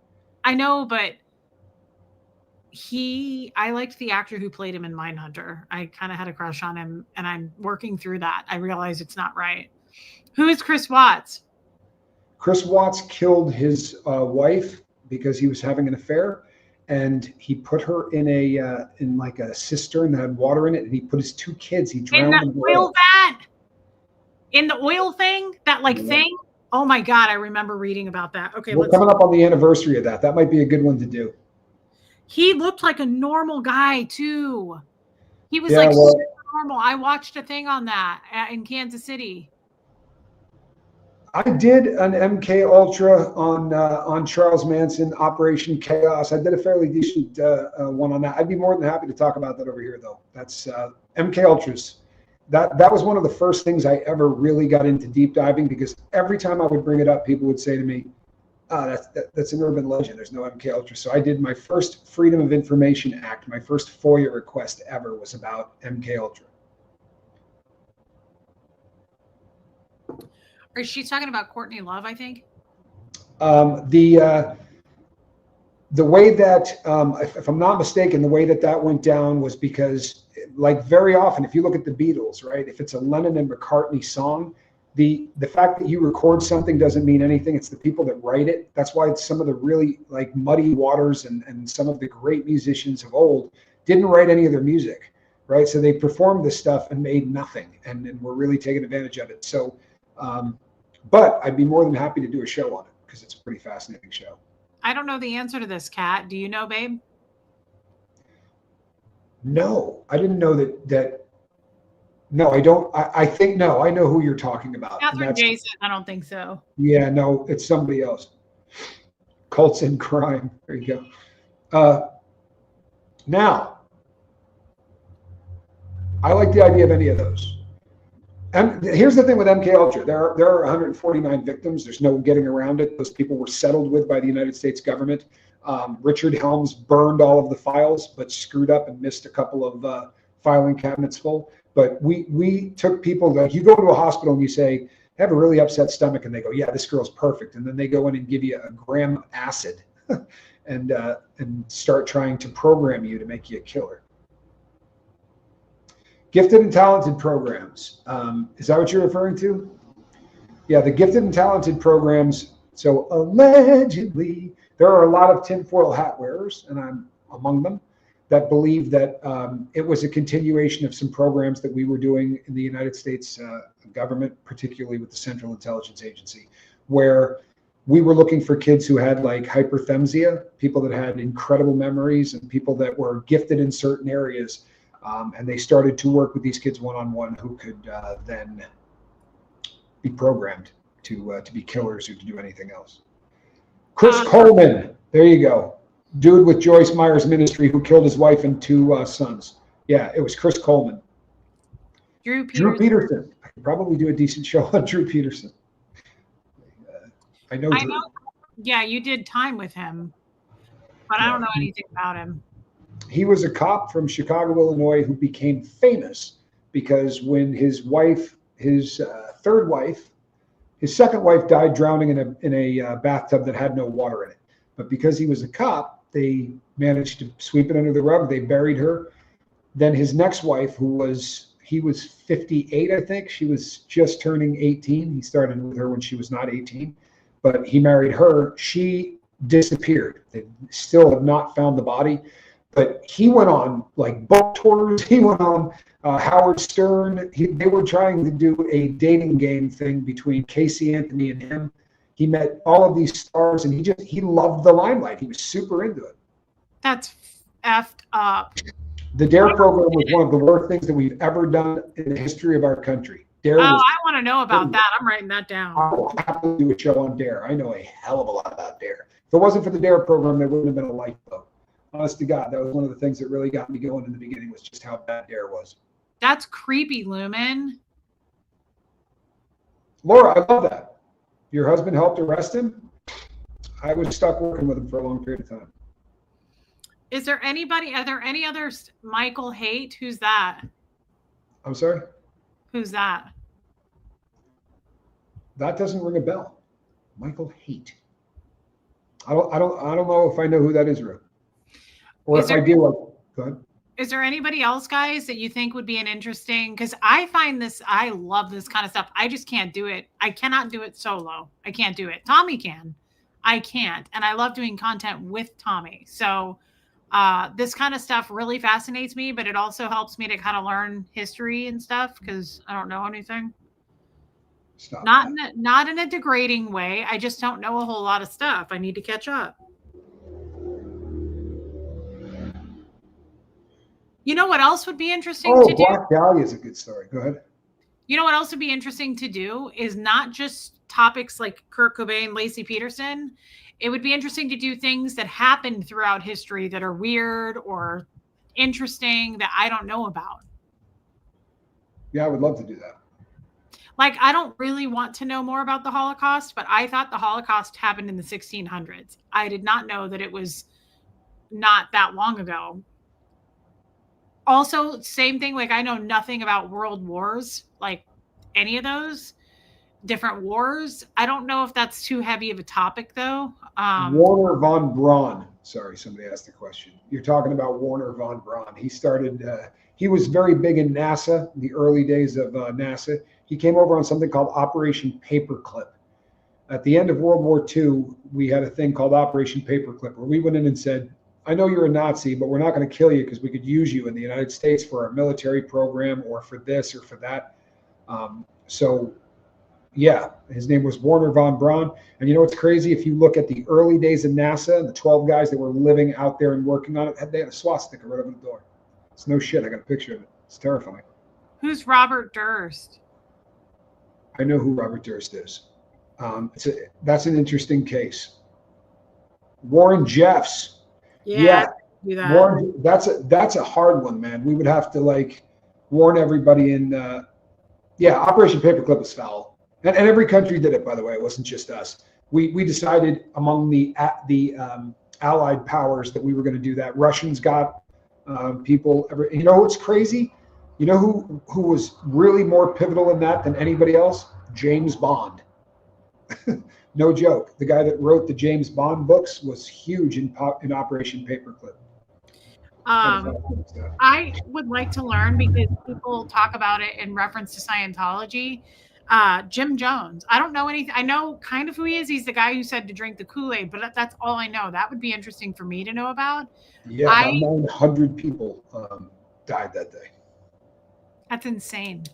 Largest mass suicide in history in French Guiana. One of the worst things. It really was. Who's Ian Fleming? Ian Fleming was the real James Bond. He wrote the James Bond books, and he was big in Operation Paperclip. It was his job to go in there and start grabbing those scientists for each particular country. He was the real Bond. The People's Church. That's right. The People's Church started in San Francisco, and then they bought land in South America and went that route. David Koresh and the Waco stuff. That's a very interesting case. That is a super, super interesting case. Manson, I want to talk about Manson in reference to Scientology as well. He's a Scientologist. I feel like I took you off the topic for tonight. I mean, at the same time, I feel like we covered a lot here. I had no idea about any of this. So let me ask you this, of this evil trio of men, right?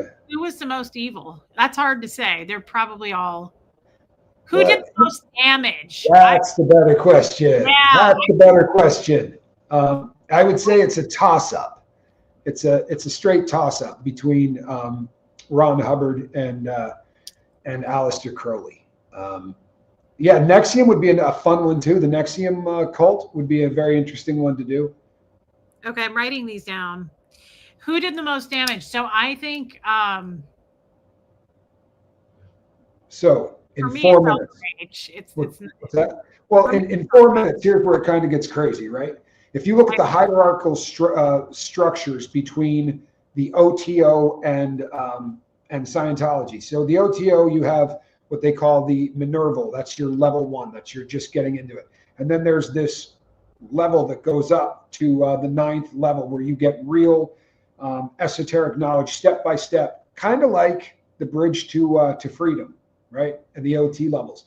Very, very similar in a lot of ways. The esoteric spiritual concepts, the thelemic idea, right, which would have been Crowley's, of true will, the inner divine purpose, parallels Scientology's thetan, right, of the immortal spiritual structure, or the immortal spiritual being, striving to overcome limitations. Both incorporate reincarnation, past lives, and supernatural powers, right?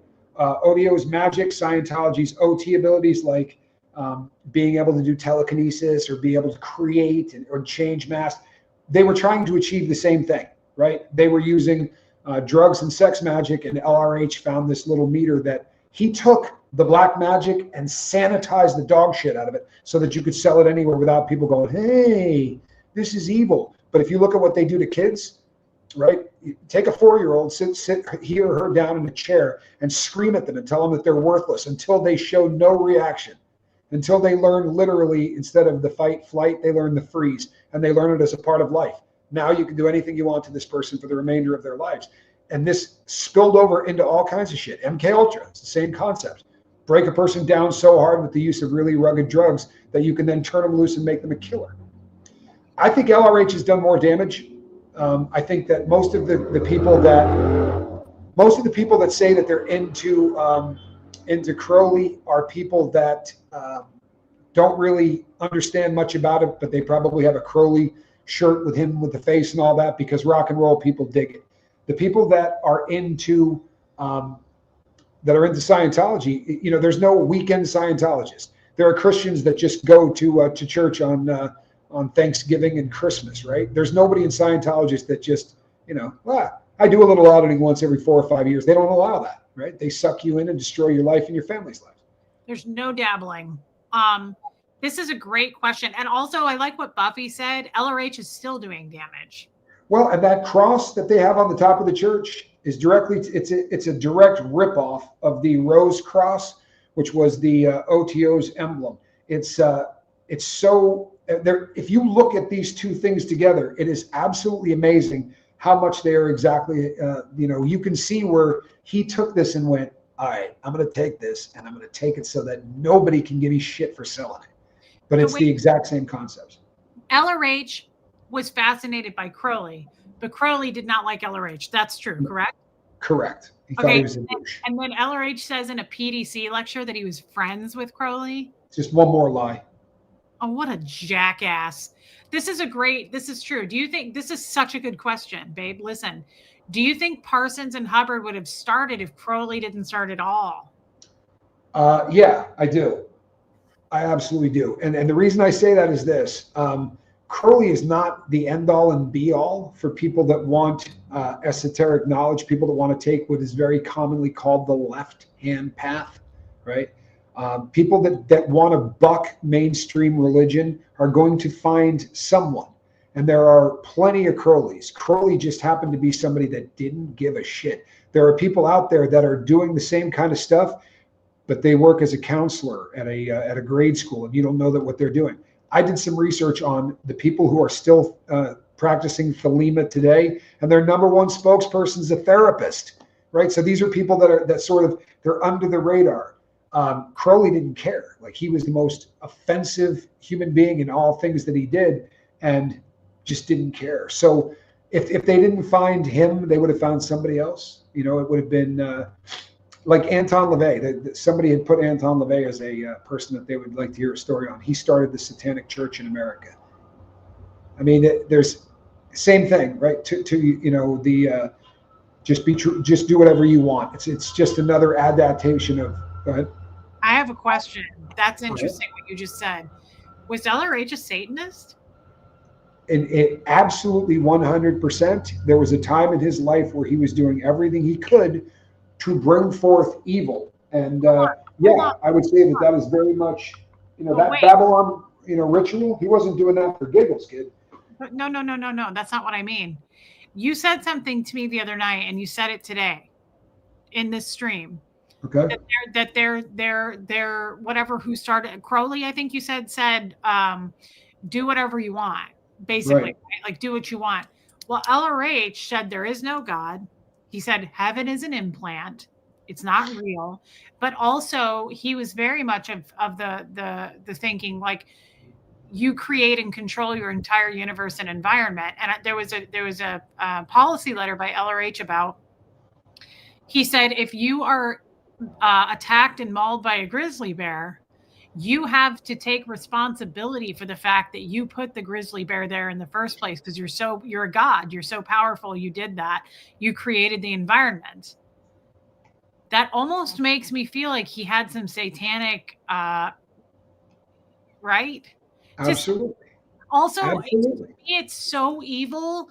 You can't go down the list of all the things he did that were evil, right? He tore families apart. He brainwashed a lot of people. But to me, now that I believe in God, it is so evil to shield and take somebody away from even being allowed to know God, to say there is no God. All of that is so dark. It's you see the Michael Aquino? I'm sorry, but grab that before it disappears. You see that Michael Aquino that somebody wrote up there? The reason that I wanted you to grab that, I'm sorry, Pumpkin, that gets back to him as well. That, I assume that, unless I'm screwing this up, that's the Church of Set guy, right? Well, you can trace him back to LRH as well. The intersection of all of these different people. Yes, in answer to your question, he may not have called himself a Satanist or even thought of himself as a Satanist. You'll hear people say the left-hand path.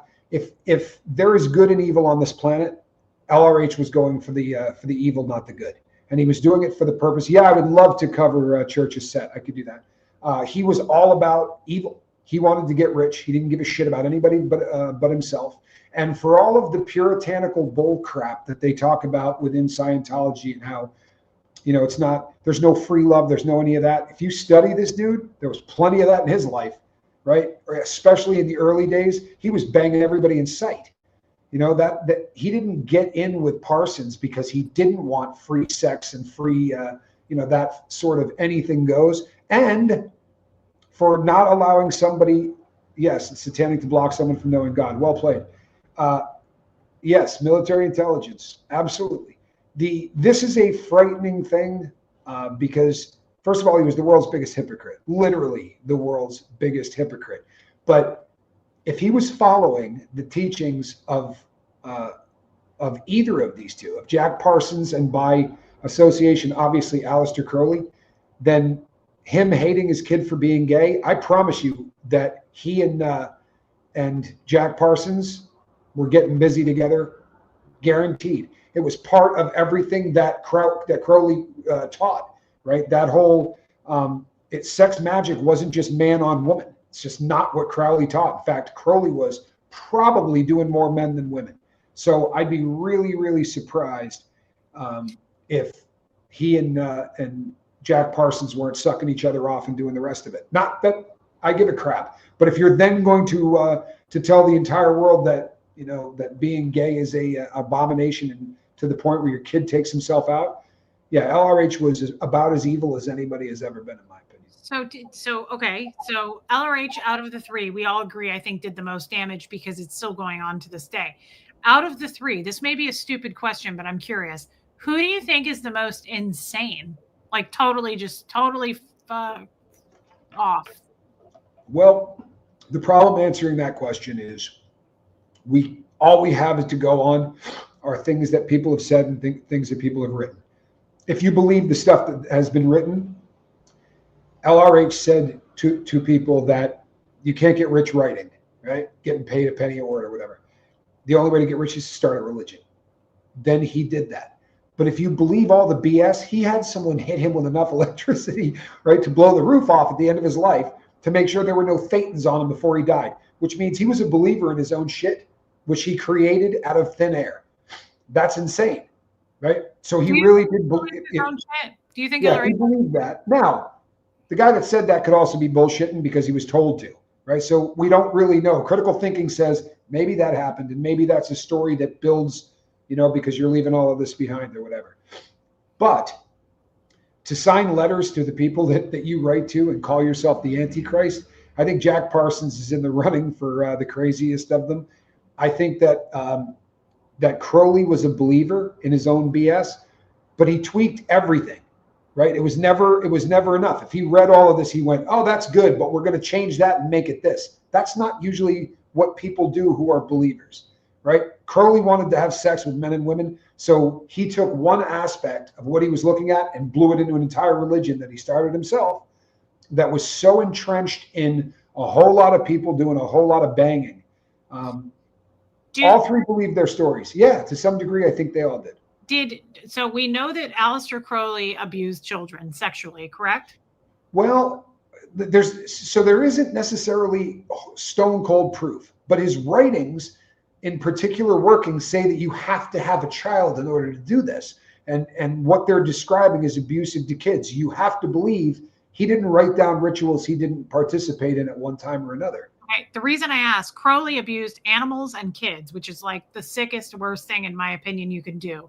No question. To my knowledge, LRH did not do that at all. I beg to differ. He created a religion that systematically has abused tens of thousands of kids, right? Maybe he wasn't sticking his junk in them, but he was literally trying to create children who didn't feel emotion. You know what? Rape me. I'm sorry. I'll figure it out. I would rather have you do that than try to beat emotion and love out of me, right? That's as evil as anything on planet Earth. I guess what I'm saying, let me clarify, because I see Cindy G there. I was abused sexually as a child. I started sleeping with an adult man at 14, okay? Right when I turned 14, the end of 13. And LRH says kids are adults in small bodies, big beings, right? So yes, the damage is done. He obviously sets the mood for it. My thing is, to my knowledge, LRH was not sexually abusing children or torturing animals. That's all I'm saying. He wrote about, obviously, and it set the stage. And tons and tons of kids have been abused in Scientology, no question. And I would bet you this one right now against the donut that he molested kids. You don't come up with the concept of that is a adult, that is a fully actuated being that has been around forever. They're no different than adults unless you have a predilection of some kind in that direction. You couldn't convince me otherwise, just like you couldn't convince me that you would write out a ritual that says you require having the innocence of a child if you hadn't done it yourself. Neither of those things passed the smell test to me. And we know Parsons did it because when he got married and he took Sarah wasn't old enough to get a learner's permit when he started doing things to her. So that is so effed up. The Children of God cult was masked up, Rain Virus. That was River Phoenix was a part of that as well. And Barbara Waite, you're absolutely correct. It sounds like a loophole for pedophiles. No question. Yeah. And when that cult was just getting running, like we think of the Church of Scientology, and there's that big ass building in Hollywood, and there's the flag center that people protest at, and all of this stuff that's sort of entrenched. When it started, correct, he did have servants that were young girls. When this started, it was this guy on a boat, not allowed to land anywhere. And the stuff that was going on that boat, I promise you, is not written anywhere in Scientology. No, but here's my only thing about that. And people are going to get mad at me for what I'm about to say. But there's a lot of old timer Scientologists that I've seen talk on YouTube, tell stories. They were on the Aftermath show that worked very closely with LRH. Not once have I ever heard a tale of he assaulted me. Now, I'm not saying it didn't happen, but there doesn't seem to be any stories of like. Did you hear anything about Aleister Crowley before tonight? Did you know that he was doing sex rituals? They have purged his entire, everything you heard about him is bullshit. He's no war hero. That never happened. I know. Right? All of those things. But still, don't you think that people would grow up, leave Scientology and go, he used me? Wouldn't there be like a whole bunch of people coming out saying 50%, 46% of people who are sexually assaulted don't ever tell anybody. Oh my God, that's a terrifying number. It is a absolute statistic. And think of the cult of Scientology. Look at Danny Masterson in that case, right? These women were raped and just went to the church. You don't go to the police. You don't talk outside the church. Right. And they destroyed people in the early days. I was sleeping with a 24-year-old when I was 14. I kept that. I never, ever talked about that until I was 38 years old. I never spoke about it. And it wasn't because I was afraid to. I never would have. I never told anybody because stuff was handled in-house in the church. So I understand. I'm not trying to say. I know you're not. I understand what you're saying. I just don't think we would have heard it. Yes. If LRH was like this super pedophile, I don't get that vibe. I don't doubt that he worked with kids. I don't doubt that he was a fucking sleazeball. Excuse my language. But I really think, I wonder, like, I don't know. I've always been curious about that.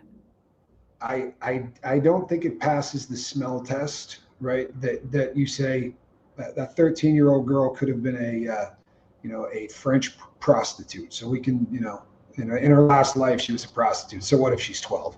I don't think that a person that puts that into existence isn't really comfortable with that. Like a human being with any kind of soul doesn't write that. And you're not writing that going, well, the next guy could molest a kid, but I wouldn't do it. This guy was an emperor, right? We honestly don't know a whole lot about the early days of it. You say people came out. Very few people came out. So few of the people, and even the ones you see in interviews, they're not saying the guy was a lunatic. They were saying, oh, it was so beautiful in the beginning. That's not a person that's going to go, yeah, there were a couple of kids that got molested along the way. Right. The tales that come out from the beginning are just not that way. This is disturbing, and I'm seeing a lot of you type it, and I need to see it. Reese, when I first heard you talk about your early abuse, you did not categorize it as that. It took a while. I will give Jeff one nod of credit. I did not ever think that was abuse. And I remember telling Jeff, my husband at the time, I never spoke about Scientology to him, but I brought up that I was sleeping with a 24-year-old when I was 14, and I was just talking about him as my boyfriend. I'm telling a story, and Jeff goes, that's rape. And I went, what? Are you out of your mind? I was offended. I was like, that's my boyfriend, dude. Like, he loved me. And he was like, that is statutory rape. No question. I was like, no, it's not. I said, I consented. He was like, you can't do that. Yeah. So I agree. They condition and brainwash us enough to where, like, I believed I was an adult. I absolutely believed I was smoking cigarettes. Like, right. Well, and that's tough. Yeah, that's a level of evil that's hard to wrap your brain around. And Jamie Palmer says the free winds was more often than not in international waters where American laws don't apply. And we're talking pre-free winds, right? This would have been the Apollo, right? This was the cattle carrier that they made into a boat. And the stuff that was going on there was just out of control. And I said the same thing to you the first time you told me. I was like, you got to be kidding me. And if you on the boat with the man, would you have told anyone? No, but that's what I'm saying. Like, I think of like Janice Gillum Grady. She was on the boat with LRH at a very young age. She worked with him very closely. I would think she would have told by now. I'm not saying her personally. I'm saying someone like her. You would think nowadays that comes out and fights against Scientology. I think somebody not do anything to her, but she cannot say if he did to others. There you go. And Tommy, what is your opinion on Reese's opinion that Scientology isn't a sex cult? Personally, I don't think Scientology is a sex cult. And the reason that I say that is if you look into some of the sex cults, like the ones that Nexium is a pretty decent one, right? As an example. So is the one that River Phoenix was born into. These were cults where literally so Scientology has cans, and they sit down and they talk to you about the second dynamic, and there's that whole shame and you're going to talk to them about all of the stuff that you did sexually. I think that's jacked up, but they're not saying take your clothing off because we're going to do this and that's going to get you to the next level. Now you got to put this in your mouth and that's going to get you to the next level. And those are kind of I think the family. Thank you. Those are more in line with my definition of what a sex cult is. I think it's evil incarnate, and I think that it opens up opportunities for men to take advantage of young women. But by definition, the courses they're going through aren't sexually, suggestive or sexually related. So I don't think I would call it That's not the goal. Like there's an actual goal in Scientology. They want your money, right? They want control of you. Now, sex abuse happens in Scientology, no question. But to me, it is not like, let's entice people into this so that we can have sex with them against their will. That's not what's happening. It happens, but you have to understand, to me, I think about like the jesters, right? The goal of that is it's to truly pretend that we're going around playing poker, but really it's naked parties with hookers, right? The goal of that is all sexual. It's pure sex acts. There's a distinct difference here with Scientology. Kids are getting abused. Men are getting abused that are not of a child's age. That still doesn't make it okay, but it's not, to me, the goal. That's not like, we're not enticing people to come in just to rape them. That's not what's happening. But it certainly, thank you, Abigail, but it certainly paves the way for abuse. That really is kind. It paves the way for abuse, and not just the sexual kind. But I mean, if somebody came out and said, well, I was 12 and there was a guy who was 30 who was doing this to me, that jumps off the page at you. They're trying to keep you from showing or feeling human emotion. And I know that the sex thing is just, it's a good headline thing. But what is part of their doctrine is the evilest thing. If you went to a child psychologist and said, design a program to destroy the soul of a child, they would come up with Scientology. No shit. I mean, that's what they're doing. They're destroying the souls of kids. Thank you, Onyx. Thank you for being here. Onyx, thank you. Yeah, I think so here's the thing. I think that they're making zombies out of kids. I think they're desensitizing them, which then lays out the playing field for potential sex crimes. Sure, and you can't report them. Correct. It's a comfortable, festering place for the potential. But they enable people like that. It attracts predators big time. Now, if you guys disagree with that, put that in the chat. I'm just telling you, as a former Scientologist for decades, I saw a lot. I saw a lot of abuse, not sexual necessarily, but physical. It wasn't like trapping people in rooms to have sex with them. I never once went into an auditing room to get audited and the auditor was like, now take your clothes off. I mean, now that doesn't mean my experience speaks for everyone either. And I understand that too. Yeah. Other people were abused, and I absolutely make space for that. And I understand each person. I think that if you worked at the Celebrity Center, right, you would probably been privy to a lot of things that were covered up in a way that never should have happened. They have a worship of fame in that cult that allows people like Danny Masterson to continue to do things that if these people were not in the cult, they would have gone immediately to a cop and this stuff would have ended. But to have a policy that says you can't report something like rape to a police officer, you have to report it to the church, should be enough to remove the tax-free status and maybe, I don't know, blow up the building. It's literally that kind of terrifying. Yeah, I agree with this very much. It's more than a child abuse cult. It's a human abuse cult for sure. And I agree so much. I think it's more mental abuse. But if you mentally are able to control and abuse someone, you're going to be able to physically do it much easier, right? So the window's open for it. Have I ever heard of the hotel stories? I've caught wind of some of that stuff, Chrissy Twig. And here's the thing. Absolutely. I'm sure that happened. but Scientology is worldwide. So it's almost like, to me, like a police force. Like there's corrupt cops. That happens. Like I have no doubt that like maybe a handful of people got together and went, let's do this. But that doesn't mean it was happening everywhere in Scientology. I'm going to be really unpopular with what I'm about to say, but I've heard the hotel stories, and when you start to research it, admittedly, once people start to blow up a story, and Scientology didn't have an anti-Scientology vibe until very recently, and once that vibe starts to happen, and people start to profit from talking bad about something, I'm not saying that these stories didn't happen, but there is a vested interest in the stories getting better and better and better and better.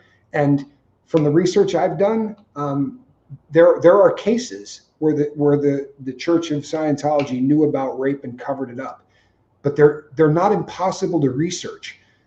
These hotels, I have a struggle believing that, if this was going on at the level that most people say it was, that we wouldn't have a lot more proof. And the reason I say that is Scientologists now leave Scientology. There was a time where that didn't happen. Like when Reese says, if LRH was doing stuff, back then nobody left. I mean, honestly, when you got in, you were in. Like most people these days, because of the internet, because of all of this access to information, people are bailing left and right. And although we hear stories from people that say, I left and this was happening, then go to the cops and start telling these stories. Let's start trying to prosecute these people. Because if you think that they won't, I promise you there are good people out there that would be going after this viciously. And I know I sound like a douche, but I said a lot of things about Diddy because other people said a lot of things about Diddy. And he's a bad man. But 90% of the stuff people said he did just didn't happen. And I mean, look, I think it's one of the most evil institutions that has ever come along. I don't know that there are hotel rooms full of kids getting banged, and I try to research this stuff. I know a bunch of people that have worked. Before I met Reese, I knew a bunch of second gens. Right? Thank you. Woman of Wonder, thank you for being here. Thank you. I know a bunch of second gens. I know a bunch of people that worked for the cult at many different levels, and they will tell you about atrocities that they saw. I don't run into a lot to talk about those, so I don't know. I don't want to. Yeah. I don't want to pass it along without any knowledge of it being the truth. Huxley, what was that? Yeah, guys, it's a very sensitive subject. And I say on my other channel all the time, do not minimize another person's trauma. Don't ever minimize and go like, oh, that's not happening, or, oh, mama. I'm not doing that. I'm saying I lived through Scientology hey, Roberta, I lived through Scientology for 38 years. Does that mean that I speak for everybody's experience in Scientology? No. But it does mean that from what I experienced a lot, I never saw that where the main goal was to abuse anybody sexually. If anything, Scientologists are a bunch of people walking around in fits of rage, throwing chairs, lamps, things like that. Like it's easy to find that. That's all over the place. That's the stuff you hear about. They're screaming at each other. I got hit by a fax machine. They're angry. Scientologists really, really are in fits of rage. I don't see so much that there's like creepy, pedophiles walking around trying to entice kids like that. I didn't see that. I think it happens, of course. It happens in the Catholic Church. It happens in Christian churches. It happens everywhere. But I don't think that it's by design. I don't think it's systematic. Yeah. Yeah, I don't think it's the goal. But there is a lot of Chrissy Twig. Like I was put on the cans at 6 and given a sec check as a 6-year-old that had every question to do with sex. It was sexual, very, very sexual. And so for some reason, L. Ron Hubbard was very creepy in that realm. Like there was a lot of sex questions when it came to auditing. Yep. So don't get me wrong. There's some undertones there. How are children taught not to react when adults have such tempers? Well, that's a great question. Because a lot of them were not born in. Like the adults that abused me, the ones that I saw throwing stuff, those people were coming into Scientology in their they found it like later in life. Like the older generational Scientologists joined when they were in their 20s. So I have to say this, and I have nothing to back this up, but I feel like people who were born into Scientology act very differently than people who found Scientology at like 21. Babe, I feel stupid saying that, but I experienced it. And I feel like people who they had a whole persona before they joined Scientology. So I it's a great. I think anybody born into any religion that is extreme, they're going to be very different because we're shaped as children, right? What happens to us before the age of 9 determines who we are. And if your point of reference is that L. Ron Hubbard knew everything, then you're going to have a very different experience than someone who at 25, who heard about everything else out there, goes in and takes a communication course and then ends up, falling in. I was way more easy to control and docile as a born-in than me joining at 22, 25, 30. Like I didn't have a chip on my shoulder, right? Like a lot of those guys did. I know a lot of people, like my first husband who was born in, is terrified of everything. He has like major social anxiety. I think when you're born in, they're able to like really beat you down and desensitize you and mold you into how they want you to be. I think that's probably pretty solid. And you know what else too is that if on the flip side of this, if you're someone that has to be, you have to show the world something at all times when there's no one else around but you and another Scientologist. I worked very closely with a OT8. He was not OT8 at the time. He is now. But I worked with him as a public speaker for years, and you've never seen a bigger rageaholic. But I was the only person that saw it. We would be in a hotel room after everyone was gone, and he'd be throwing phones against the wall and freaking out. But in public, he didn't act that way. I think that they explode like volcanoes when no one's around. Did you say he was not born in? No, he was 19 when he joined. There you go. A lot of people who joined later in life have rage issues in Scientology. I don't, and I didn't. My go-to is not yelling or rage. And how you get away with abusing the 6-year-olds that answered that questionnaire? Grooming? Well, I don't know what you mean. Both of my parents were Scientologists, so everybody thought it was great. I don't know what you mean. What do you mean? How do you get away with it? It's open. It's fair game. No, but I mean, how do you find a person that can do that? I was assuming what she means. A human being with a soul goes in and looks at that questionnaire and goes, "What the F am I doing here? What are we doing to kids?" You sort of have to, bring people along that can kind of handle that. I think that people who join Scientology later in life already have to have something's not right. Well, you know what? But everybody, whether it's Scientology, whether it's any religion, right? We're looking for something that is lacking. We're looking for a structure of some kind that's going to make us feel like we can understand the world that we live in. Like your dad yelling at you saying no HENR, which means no human emotion and reaction. For those that don't know, you get to get you to stop crying, but he literally was showing human emotion. Absolutely. Yeah, he was screaming. I was watching the veins pop out of his neck when I would cry. I agree, Debbie Vito. It was quite the experience, but you're not going to get a 4-year-old to go, wait, you're showing HENR, right? I mean, he's in charge. He's the top dog. The physical, verbal, emotional, and familial abuse is talked about a lot. The core of it is spiritual abuse. It doesn't get talked about as much, but is just as damaging. Totally true. Yeah, it's the separation of human beings from someone that designed them. If you take all of that away and make people believe that there is nothing to that, if that's what you want to believe as an adult, that should be great. But if you start beating that out of a child at 4, that is the most dangerous part of all of this. By the way, somebody said, have they found Shelley Miscavige yet? I think this is probably an excellent example of what we were talking about earlier. I don't think she's dead in a bush. I think that she's alive and well and just such a devotee of Scientology that she's just following the rules. Probably so. Debbie, thank you for the super chat, by the way, Debbie. I think that she is so brainwashed. What's Dan the Fax Man? Was Dan the Fax Man born into Scientology? He was not. No. And Dan's mother found it, and she was the worst offender I'd ever seen in Scientology, violence-wise.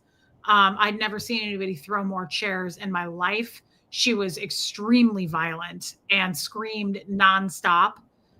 So, of course, Dan and his sister Kathy became that way. Shush it. You just came in. Hey, Hux. I don't like my cats anymore. They're all of a sudden vocal all the time, and I just don't. That's not such a bad thing. Yeah, it is if you don't sleep. Yeah, Shelly Miscavige doesn't want to leave, guys. They do this big campaign like Save Shelly, Free Shelly. She doesn't want to leave. Yeah, go ahead. Sorry. No, I just don't. I don't know. I can't speak for her, but I don't get the impression that she's being held against her will at all. I just don't. Hey, Riley's human. Yeah, however, I did a deep dive on that once, and when they say that she was found and that she's happy, that report comes from a cop that said that they sat with her and spoke to her. That's a little dicey. I'm not saying that she's dead in a ditch. I don't believe that's the case, but I also am not sure that they, actually met with anybody that was Shelly Miscavige. The cops that in California, I'm sorry, but after RFK and after all the stuff with Scientology, I don't trust a lot of that. I think they're all up for sale.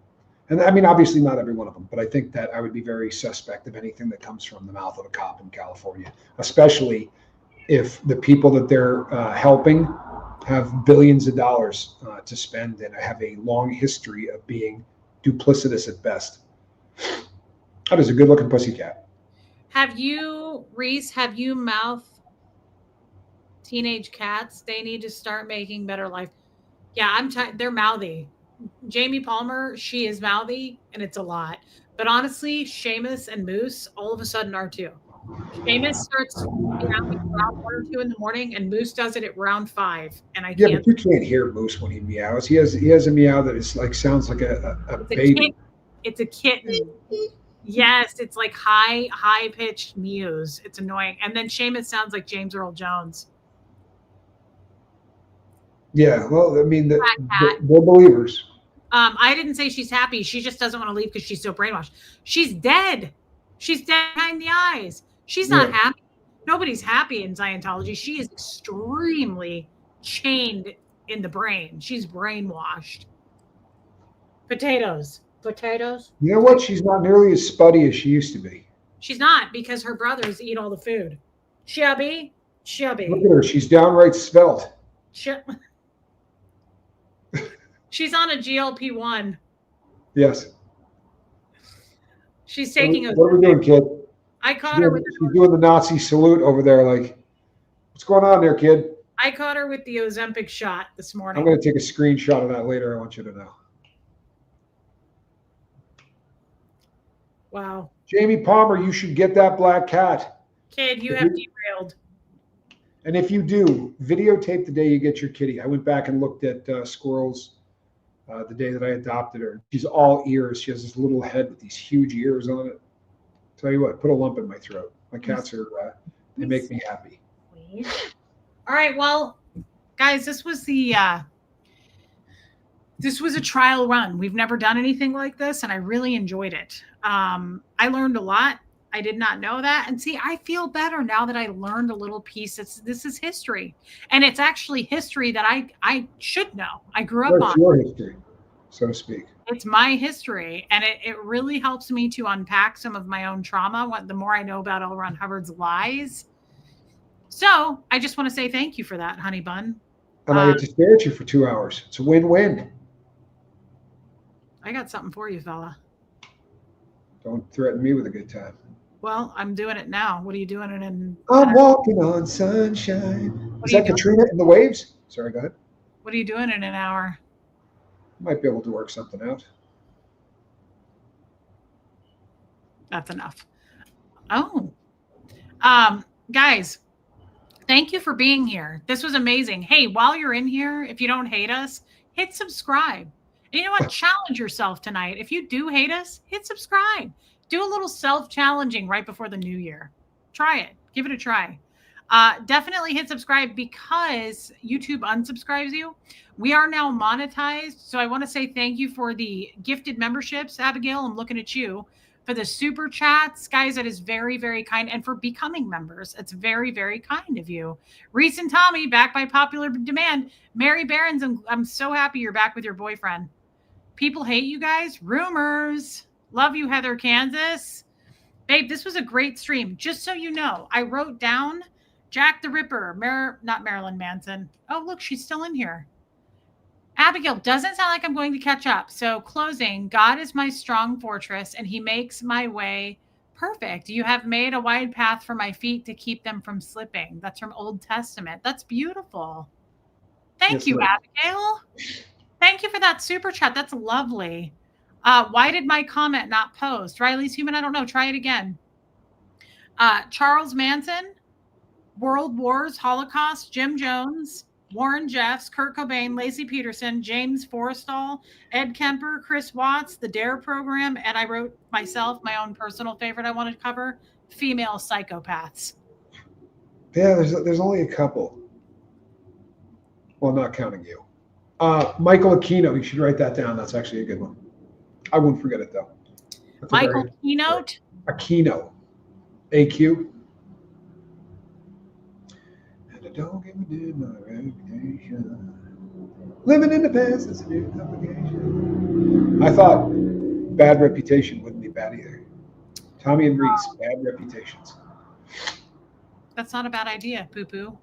All right, guys. So we will be back in a few days, probably this weekend, I would guess, maybe a Saturday night stream.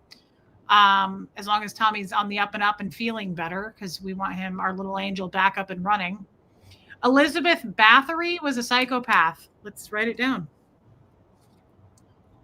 Thank you for that. All right. So I'll see you this weekend. Bathory. Off topic, a little selfish. Tommy, I hope you jump into a Zoom time when I'm there. I'd love to meet you face to face. Oh, what a nice thing to say. We could send Tommy a Zoom link. I don't think anybody would mind if he jumped in for a little bit. Why not? Thank you for all the research for tonight's stream. Can we just get a shout out to Tommy for that? Thank you, Don. That's very kind. You, Karen Pooley. Guys, I mean it. Thank you for being here. Mods, we appreciate you. Kid, I'm gonna slap your fanny. I love you guys. I will be on my channel tomorrow. Stay tuned for Tommy's channel as well. Hit subscribe on all three. Challenge yourself. Give it a try. I'm going to end. Thank you again, guys. We love you. Babe, don't hop off yet.